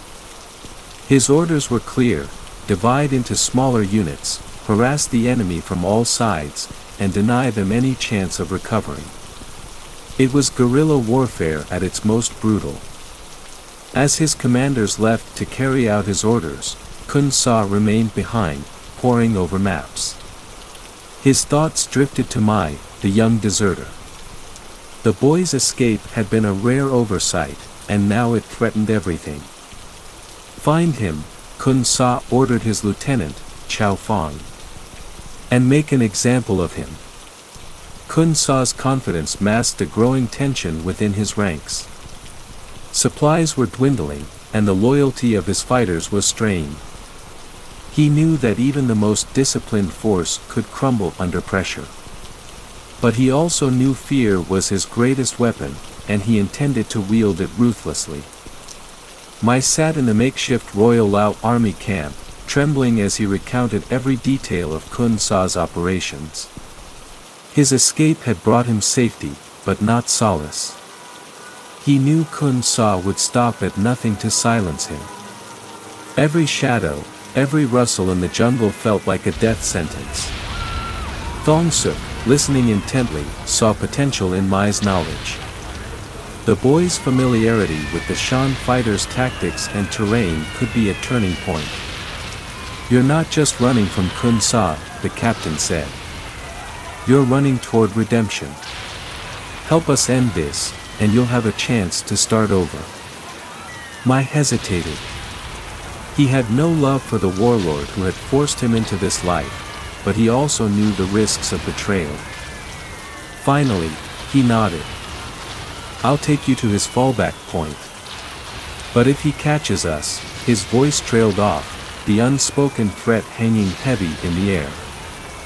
The decision to trust Mai was met with skepticism among Thong Suk's men.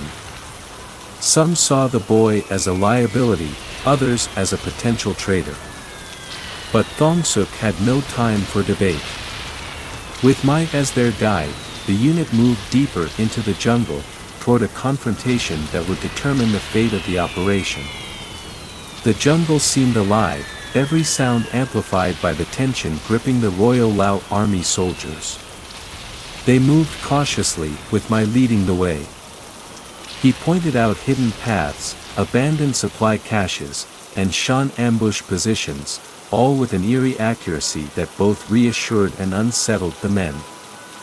As they approached Kun Sa's suspected fallback point, the signs of his presence became clearer. Fresh tracks, recently extinguished fires, and the faint smell of opium smoke indicated they were closing in. Thong Suk signaled for his men to fan out, preparing for an assault. Suddenly, a loud crack echoed through the jungle. A soldier at the rear collapsed, a bullet piercing his chest. The ambush had begun. Shan fighters emerged from the undergrowth, their rifles blazing. The Royal Lao Army returned fire, but the dense foliage made it nearly impossible to see their attackers. Amid the chaos, Mai spotted a figure darting through the trees. It was Chao Fang, Kun Sa's lieutenant. The boy's heart sank, he knew Chao Fang was hunting him. Without thinking, Mai broke from the group, disappearing into the jungle. Thong Suk, realizing the boy was gone, cursed under his breath. Find him, he ordered. He's the key to this. Mai's breathing was ragged as he sprinted through the dense jungle. The sound of gunfire faded behind him, but the terror of Chao Fang's pursuit pushed him forward. He knew the Shan lieutenant wouldn't stop until he was either dead or captured. Each step felt heavier as branches tore at his clothes and the humid air choked his lungs. Xiaofang moved like a predator, his footsteps unnervingly silent as he tracked Mai. He had trained for years in these jungles, and this terrain was his domain. He didn't need speed, he needed patience. As he followed Mai's trail, he found the boy's discarded water flask, a sign that his prey was tiring. Mai stumbled into a narrow ravine, collapsing behind a fallen log. His heart raced as he gripped a small knife, the only weapon he had. For the first time since fleeing, he realized the odds were against him. The jungle that had shielded him now felt like a trap, closing in with every sound. A twig snapped nearby, and Mai's grip tightened. He didn't see Xiaofang until it was too late.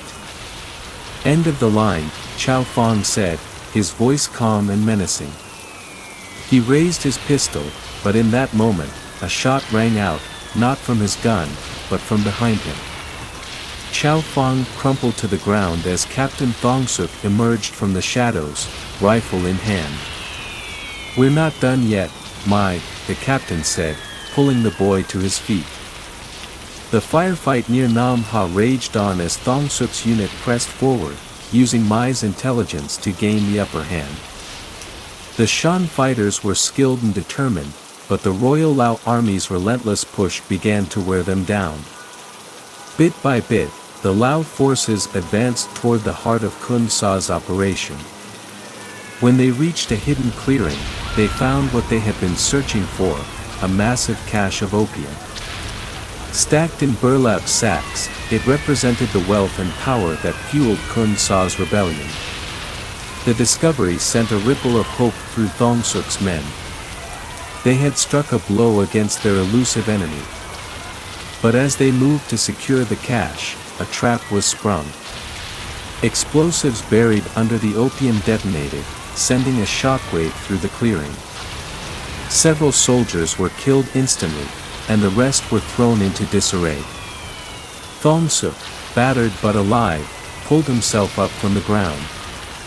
"He's trying to destroy everything, including us," he muttered. Amid the carnage, Mai spotted a map half-burned but still legible among the wreckage. It marked an escape route leading deeper into the jungle, with coordinates pointing to a final stronghold. Mai handed it to Thongsuk, who studied it grimly. "This ends now," the captain said. "Kun Sa has nowhere left to run." The Royal Lao Army mobilized for one last push. Using the map Mai had found, they tracked Kun Sa's forces to a remote valley surrounded by cliffs. It was a natural fortress, but also a trap for anyone caught inside. Thongsuk knew they had to act quickly before Kun Sa could slip away. The approach was grueling. The soldiers waded through rivers, scaled rocky inclines, and endured ambushes designed to delay them. By the time they reached the valley's edge, they were exhausted but resolute. Thongsuk ordered his men to encircle the area, cutting off every possible escape route. At dawn, the assault began. Mortars rained down on the valley as infantry advanced from multiple directions. Kun Sa's fighters, though outnumbered, fought with ferocity, knowing this was their last chance to protect their leader. The air was thick with smoke and the deafening roar of gunfire. In the chaos, Mai found himself face to face with Kun Sa. The warlord, flanked by his remaining guards, stared at the boy with a mixture of anger and disappointment. "You could have been one of us," Kun Sa said. Before Mai could respond, a shot rang out, and Kun Sa staggered, blood blooming on his chest. It wasn't Mai who fired, it was Thongsuk. The warlord's reign had ended. The battle was over. Kun Sa's forces had been defeated, and the opium empire he had built was in ruins. The Royal Lao Army secured what remained of the valley, collecting weapons and documents that would deal a final blow to the Shan Army's operations. For the first time in weeks, Thong-suk allowed himself to breathe. Mai stood among the wreckage, unsure of what his future held. He had helped bring down Kun-sa, but the cost had been high. Thong-suk approached him, placing a hand on the boy's shoulder. "You've done enough," the captain said. "Go home. Start over." As the Royal Lao forces withdrew, the jungle began to reclaim the battlefield. The operation had been a success, but its scars would remain. For Thong-suk and his men, the victory was bittersweet, a triumph over a ruthless enemy, but a reminder of the cost of war.